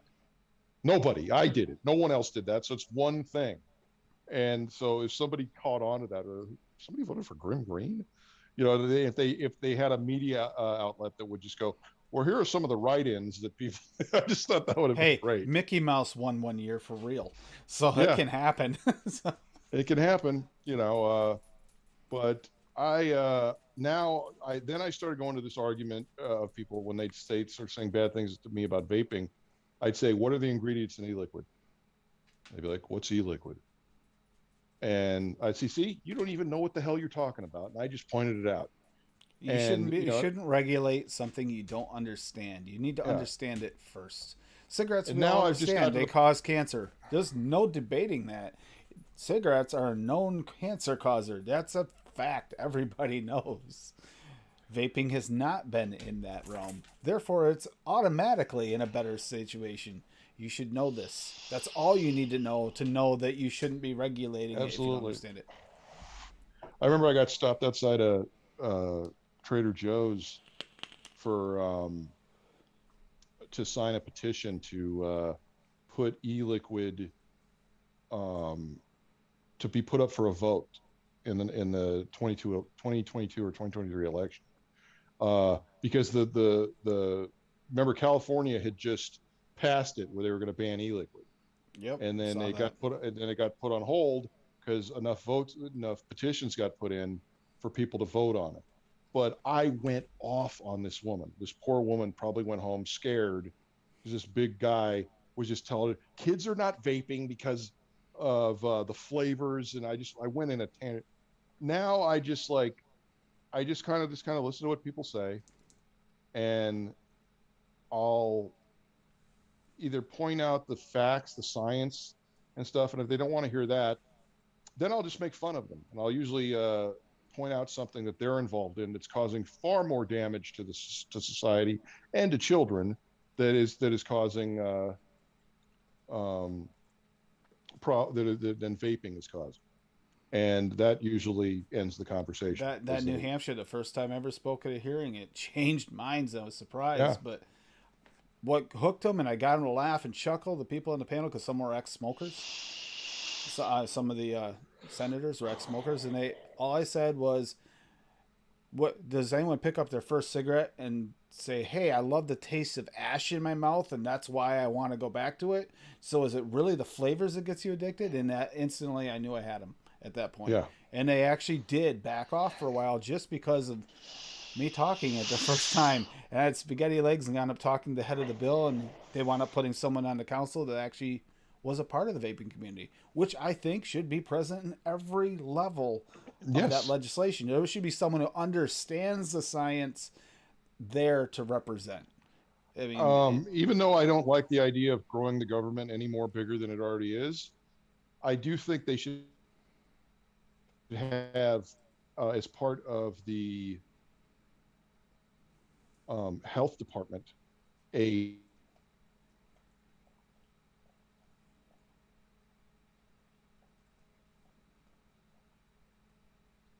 looks like Matt's having a little bit of an internet connection issue for a second. Hope I'm, yeah, it looks like I'm still moving. So let me know in chat if it's not. Um, the face. Sorry, Matt. You froze in a weird spot. While we're waiting for him to get back, though, yes, it's important to reach out to those people and try to keep a calm demeanor while you're talking to your representatives, because it's not going to do any good if you're just yelling at them, because they're just going to get in a defensive mode and they're not going to listen. As soon as Matt's able to come back, I'll get him back in here. Yeah, very important that you speak respectively, even if it's someone that you know is anti, and they tend to be. You're more likely to change their mind by being respectful, and not necessarily pointing out the science, because some of them are very close-minded to it. In fact, most of them I've talked to have responded to me and actually had conversations with, do not care about reading the science on either side, because both sides they see as having science and they don't have the time to read it all. So telling your personal story and the story of those that you know that you went through, and maybe describing the fact that cancer is a major causer of why you support vape, and explain, like in my situation, I did explain that a lot of my family members have died from lung cancer because of smoking. And that was a major factor for me to step up and become an advocate. And I told them this, and it actually made a difference in their demeanor, and it did respond in a positive way. So it can happen, even with people that are on the anti side. They will listen more effectively if you are kind.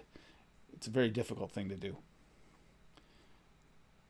We'll give Matt a few minutes to get back here if he can. If not, then we will close up. But yeah, follow Matt.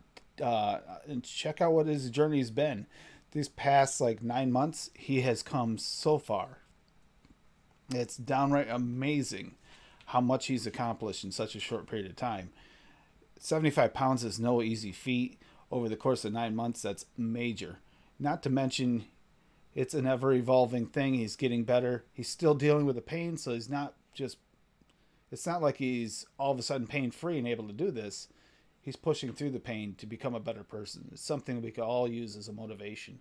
Watching this and seeing this can motivate you to maybe do the same thing or similar to yourself. It takes a while. Eventually, that pain might lessen, but it's not always going to lessen. It could take years. It might never totally go away, but you'll still be healthier, you'll live longer, and you'll be around longer for your friends and family. And that's very important.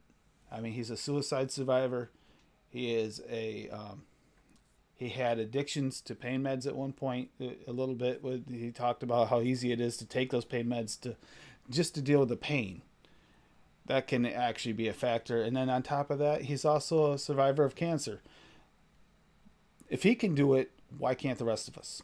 And this is just a kickoff of just one of many, of quite a few guests I have lined up that I'm planning on having on throughout the rest of this year to show positivity during a time where it's kind of a bizarro world, upside down, where everything seems kind of bleak and messed up. But to prove that even in the darkest of times, we can still push through. We can still make our lives more positive. And the biggest thing that can help with that is community and friendship. Matt would probably have a harder time if he didn't have people supporting him constantly. Being there and telling him that they're so proud of him and how much he's motivated others. That will help motivate him. His YouTube, like he said, putting up the Instagram posts and stuff keeps him accountable, helps him stay accountable. I did see that, I believe it was Emily said something about, oops, I just messed up my entire thing. All right. I believe Emily's the one that said that accountability is a big thing. It is, especially when you're dealing with some kind of substance issue. Accountability is a very difficult thing to deal with. Yeah, it is hard to stay calm, and it really is, Mallory, hard to stay kind to the people that you really, I mean, in some cases, no matter what you do, they probably won't listen. But that's where you go, and on the way home from the hearing, if you go to a hearing or you send out some emails, listen to some music that kind of gives off the feelings you would like to do.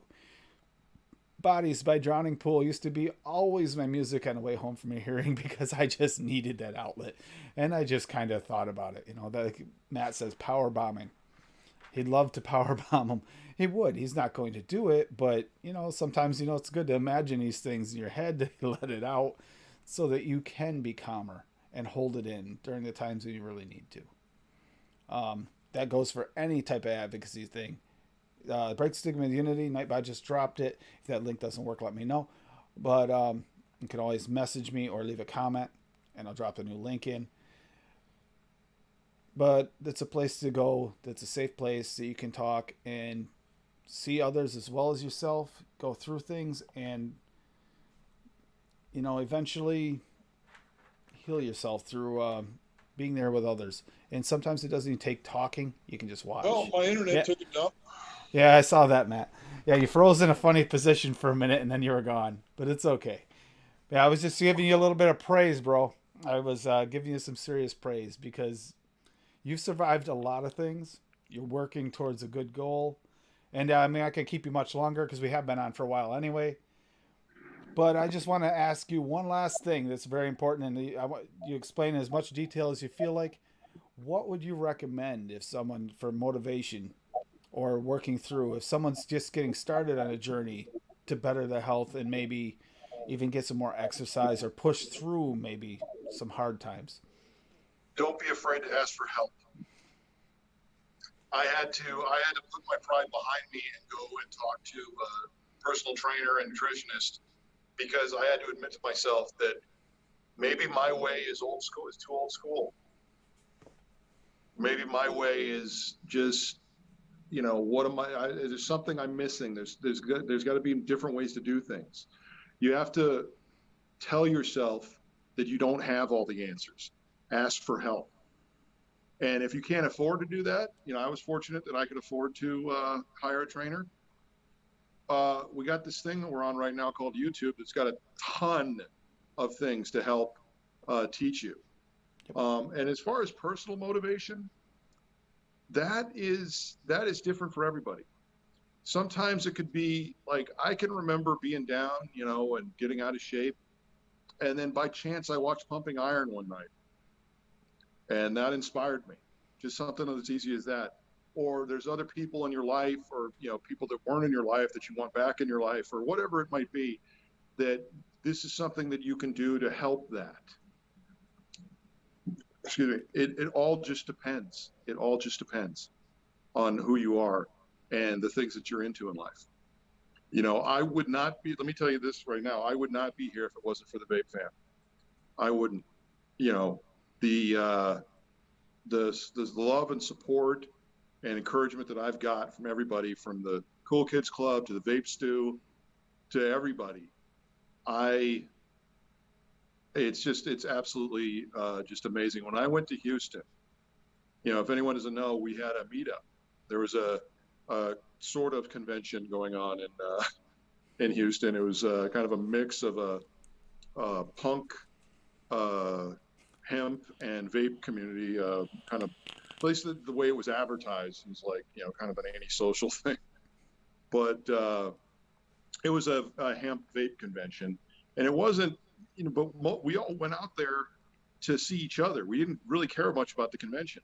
And I was surprised that I initially wasn't going to go because I couldn't afford to go. But Grim Green and his wife Casey, they footed the bill, and what Nick said to me, he goes, "We couldn't do this without you. You're a big part of the community. You had to be here. And Sinister had to be here." And I almost fell down and bawled like a little kid when he told me that, because it was such. I haven't had that. I haven't had a feeling like that even in wrestling. Even in wrestling, I never felt like, because in wrestling, it's a very cutthroat thing. If you're gone, that means a spot opens up. So Yep. I don't care if you're there or you're not. Unless you're, drawing numbers like Hulk Hogan or Stone Cold Steve Austin, where, they kind of want to attach themselves to you because you're going to be bringing a lot of money in and you want some of that money. But in my case, that was never the case for me in wrestling. So, there was plenty of times that people did not want me there. I have never felt that way. And I felt not only am I wanted, or not only am I accepted, I'm wanted. Yep. Yeah, Nick does so much for this community that I don't think we could ever thank him enough. Honestly, I feel that every day, and I thank him constantly, and I hope everyone else does as well. And remind him to take a little personal time, because he's another one that kind of does, kind of like if you push it too far with your workout and then you're sore for a while and you can't kind of get back into it, and you can actually stop yourself from continuing by doing that. If you push through your shoulder injury too much, you would have had no choice but to quit for at least a while. And he does that sometimes to the advocacy, so try to remind him every now and then, take a little time, relax. And you see him on Thursday? Geez, he's about to lose his mind at the end of the podcast. Like that, enhance your calm, Nick Green. Yeah, he really does care, and that's actually one of the things the vape community does very well. If anybody's been watching, there's been some seriously great fundraisers, wishing wells going on recently that it's amazing to see what this community can do to hold through and to get you there. I'm so happy that happened. And yeah, I wouldn't have, I probably would never have been here I wouldn't have been on YouTube if it wasn't for Casey talking me into doing my first video. And I wouldn't be in advocacy. Yeah, Nick was a big part of me getting up there, and Nick, and I gotta give a shout out to Deuces Jack for that, because if it wasn't for the two of them, I wouldn't have gotten so involved in that. The two of them I met talked me him into at it. ECC. Great guy. Yep. Yeah. But they talked me into stepping up on advocacy a little bit more than I was. As it was, I was kept on doing the same thing as everyone else, try to push it off on someone else at the shop. Hey, you guys work here. It matters. Your livelihood. Why am I doing this? And then I realized I was being a hypocrite. I'm trying to talk someone else into something I'm not willing to do myself. And I said, you know what? I got to stop doing that, and I got to do it. and that's how I started. And yeah, the Break the Stigma Unity, another place you can get in and you can talk to people. You can do the same with the Stew Crew, or if you're a member of the Yo-Yoys, these are places you can go and you can talk to people and maybe get an idea of what you want to do and get a better idea before you jump into it. Especially if you're, like Matt just said, a little bit short on money. You give you a better idea when you go in to talk to a doctor if you're having a mental health issue. Maybe you can get a little bit of an understanding of what's going on without having, by being around people that have similar issues, is a good way to get a starting point. So you're not in there like becoming a guinea pig right off the bat and going down the wrong path, because addictions can be started that way for starters. Bad Yeah. addictions. Yeah, I know all about that, and I don't wish that ill on anybody. No, and the kindness, the caring, it's contagious, and we see people stepping up and helping each other. There's many people that have been in chat tonight. In fact, I think most everybody in chat tonight has been in the Discord, has helped each other at some point. And the thanks I have for everyone has helped each other or had success stories that started from joining these groups and getting together. This is something that is unique to our community, but we should actually try to grow it. I mean, it continues on with what you're doing there, the inspiration you're giving people with the workouts, the motivation, and the bettering of your life. Not to mention, I mean, I love that you posted the video about your engagement. Oh, I'm telling you, that was like, that actually hit the feels. I loved it. Thank you, and I'm so happy that you're. Can you believe I found something called Sinister, like chocolate balls or something like that? It's like Sinister. Oh, I made you one. I made you one. Remember? Yeah. I made you the blowing mud. Yep. Yeah. In fact, But this was an actual candy store that had these chocolate truffles, and they were called Sinister chocolate truffles. I'm like, how the hell it's did right I here. not order this? This is the blowing mud recipe. Well, you gotta send it to me. Yeah, maybe I will. I might do that. That might not be a bad idea. But yeah, 'Cause thank you guys. I'm Give not him a I'm not a follow. DIYer. I know how to DIY, and I tried DIYing, and it's just when you got hands like this, things tend to break. Which is why I told I'm just cracking about. Oops. I told Breezetones I couldn't do his wicking method because this just doesn't agree with.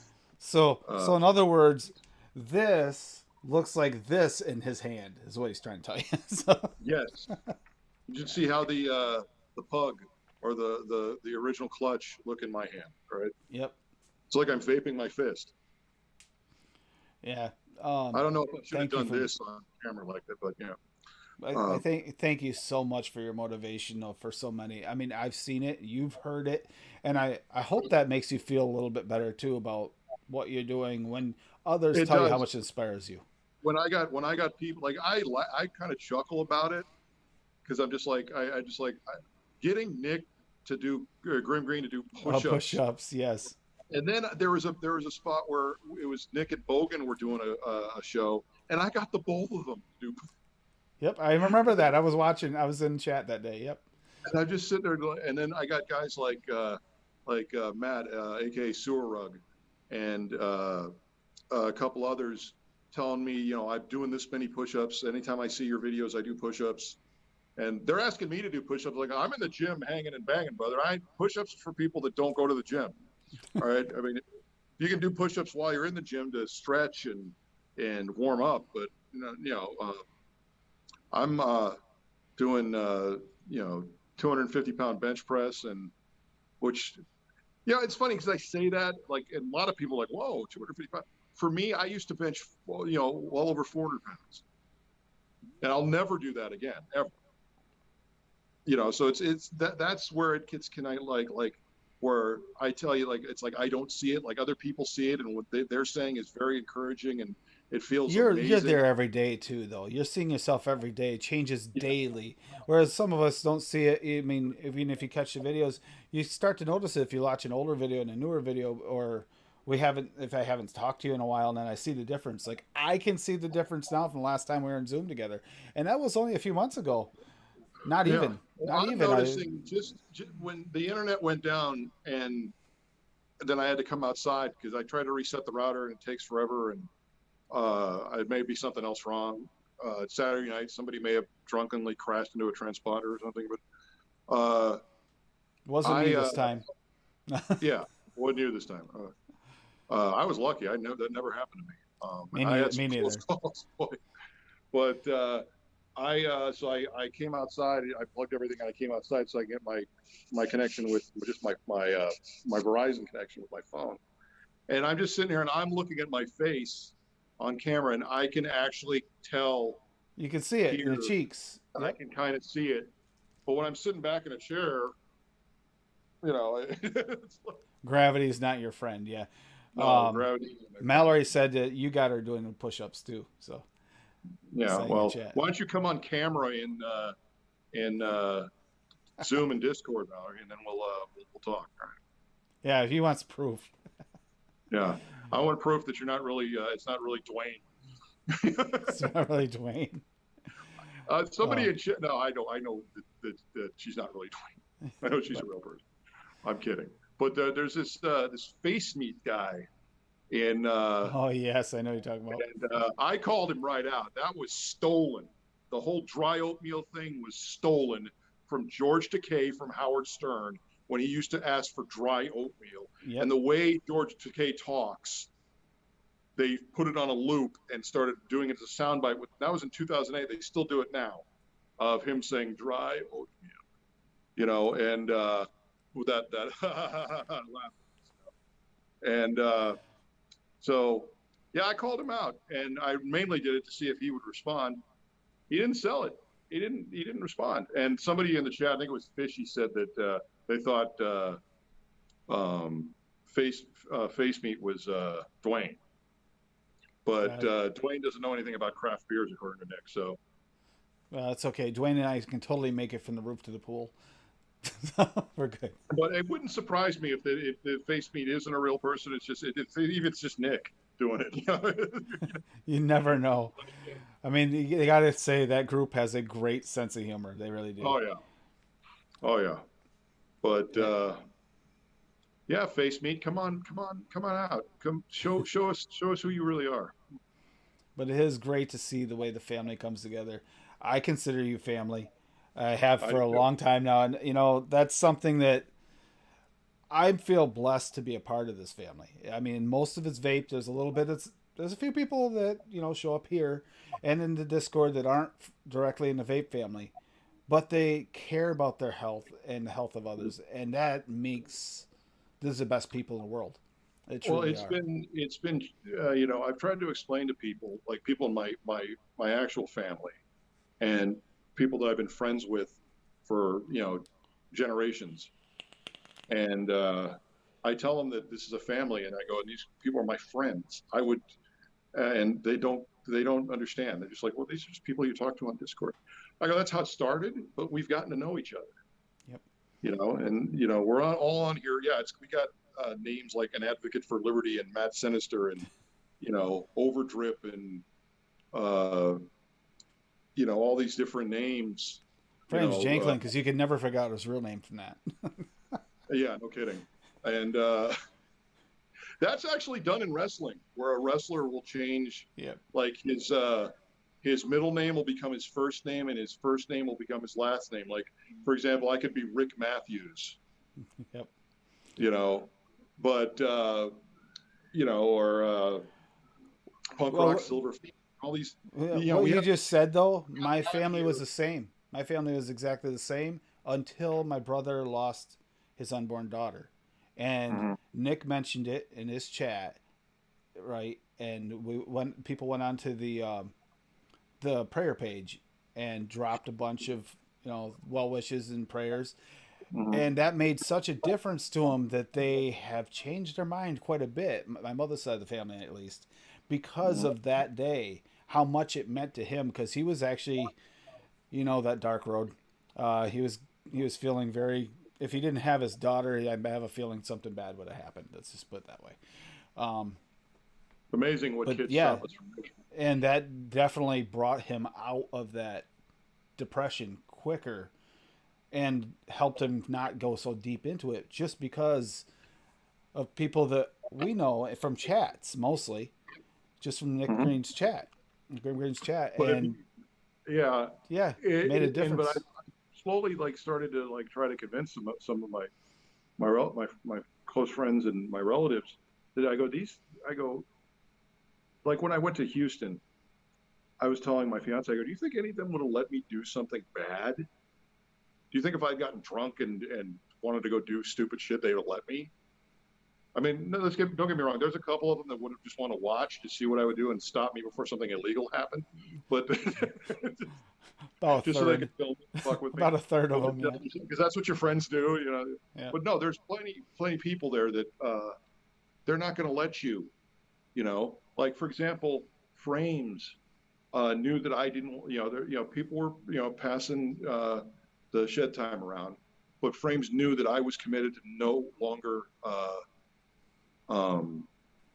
Imbibing. combusting. Yep. And so I got a cartridge. He had a cartridge, and he let me use it. It's like, that's yours for the night, brother. You know, the surprise. You go to my YouTube channel and watch some of these videos. You know, I got a 3-part series of the Houston meetup, and the looks on their faces, nobody knew, other than Seamus and his girlfriend, and of course Nick and Casey, because Seamus was kind of the mole that we were having to find stuff out, find locations and things like that out, so I would know.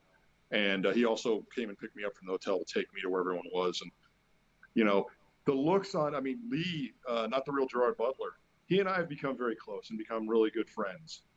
And, you know, the look on his face, he almost started crying. You know, and it's like, you know, and that was the main thing, was to surprise Lee, but I wanted to surprise everybody. Corey Poonsauce was pissed off for a couple hours at me because he doesn't like surprises. But then he left. Then he almost left the bar and left his phone and sunglasses there, and we goofed on him because he does that. He left. Frame still has his belt, doesn't he? Doesn't Frame still have his belt?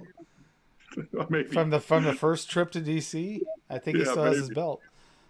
But the fun part was the look on Frame's face when we stopped. We go, Corey, you forgot your phone, and he comes back and he's like, I turn around and I look at Frames, and Frames looked like a disappointed parent.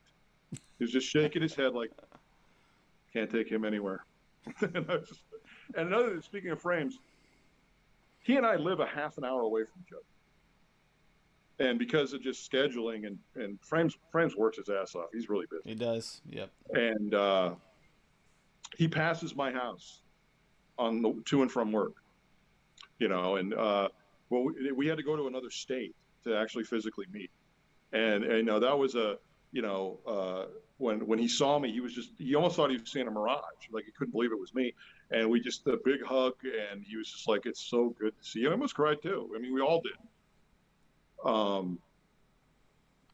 So I really encourage people to, you know, go to my YouTube channel, not just for the health videos, the getting back my health videos, but you know, see the Houston meetup, see the proposal video, but also you want to have some good laughs. Watch some of my food challenges and cheat meals that I do, because when I put it in fast forward to, you know, get past because you can't have, like, when you're filming that, it could take up to an hour, and I try to dwindle it down to, you know, 10, 15 minutes max. You know, so when you just have, it's boring just to sit there and watch somebody just eat. But if you put it super speed, you activate the Speed Force, it looks hilarious watching me eat.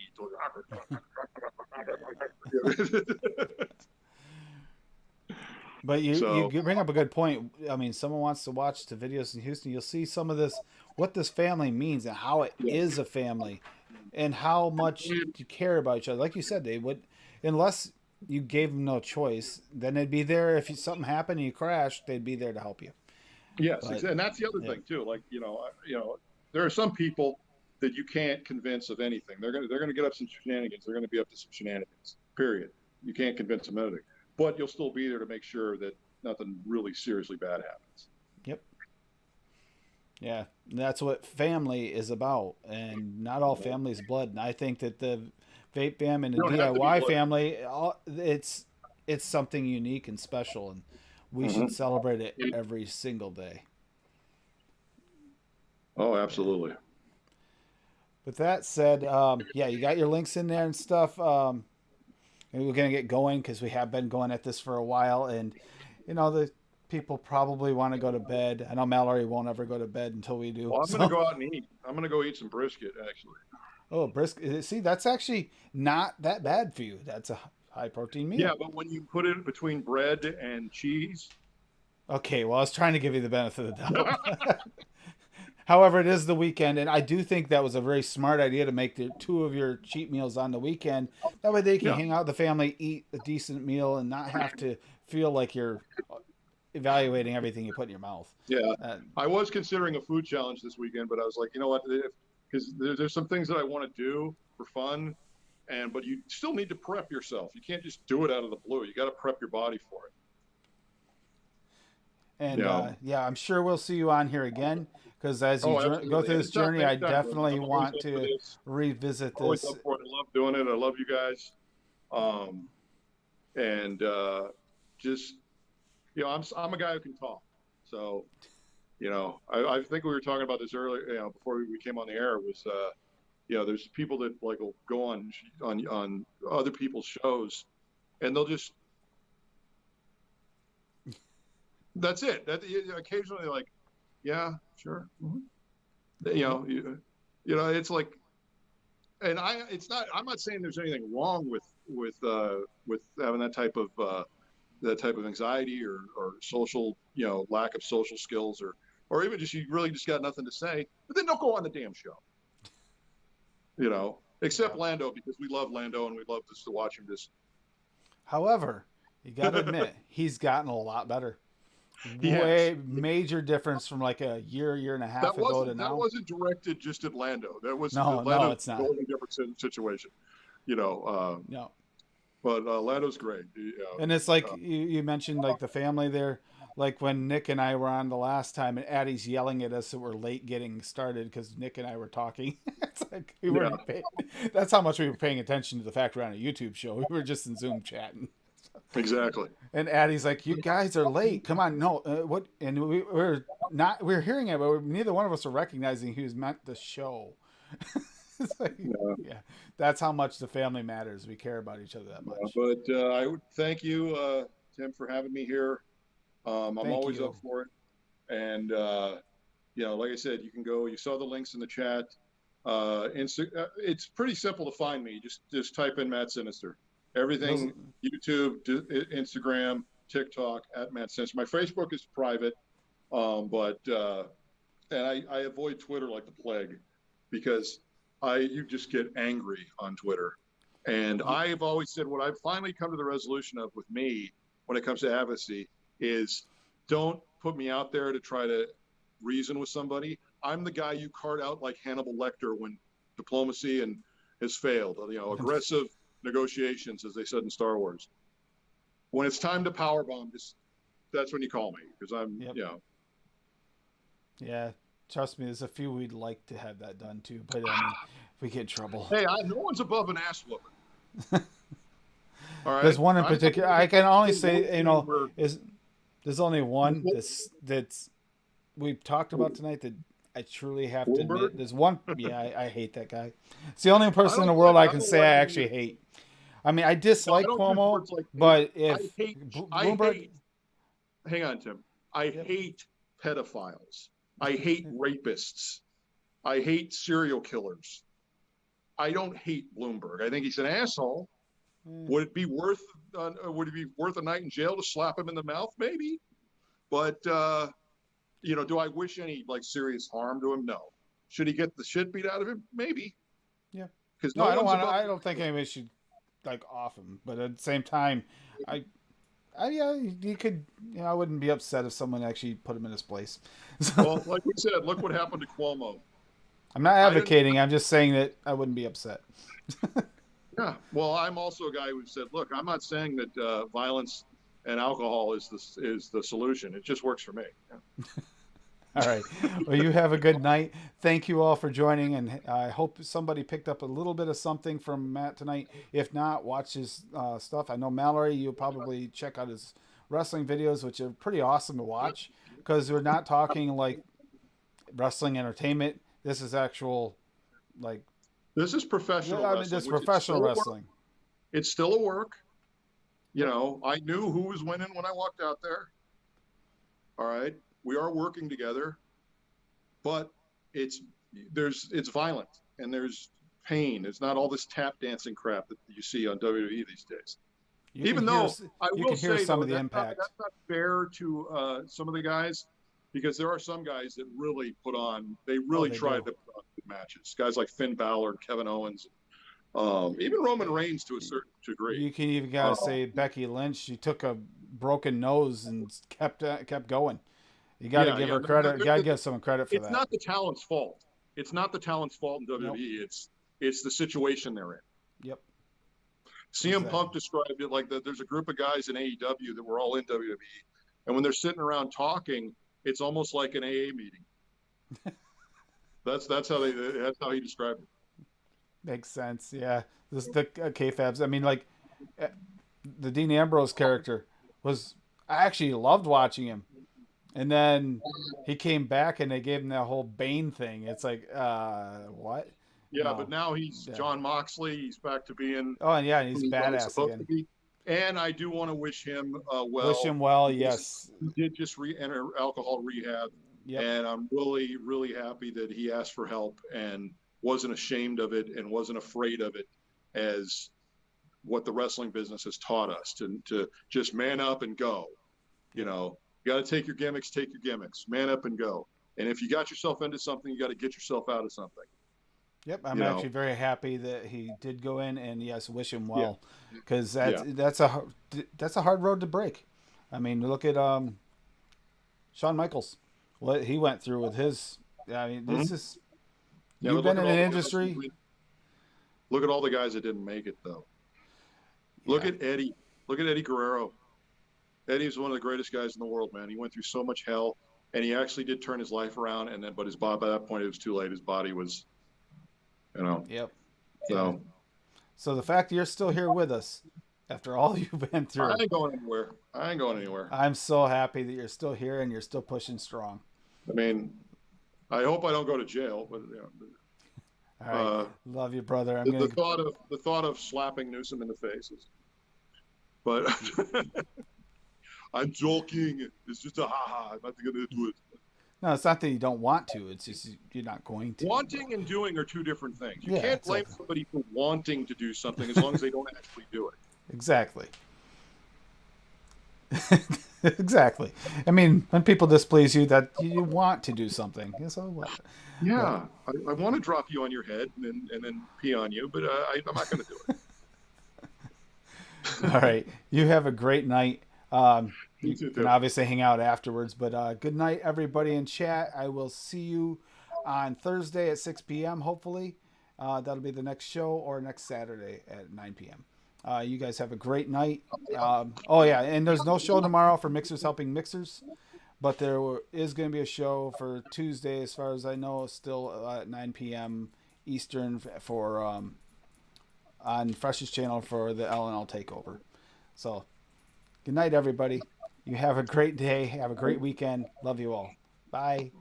Bye.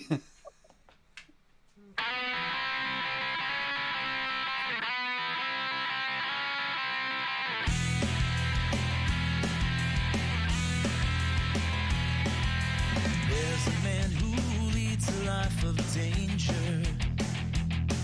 To everyone he meets, he stays a stranger. Every move he makes, another chance he takes. Odds are he won't live to see tomorrow. Secret agent man, they've given you a number and taken away your name.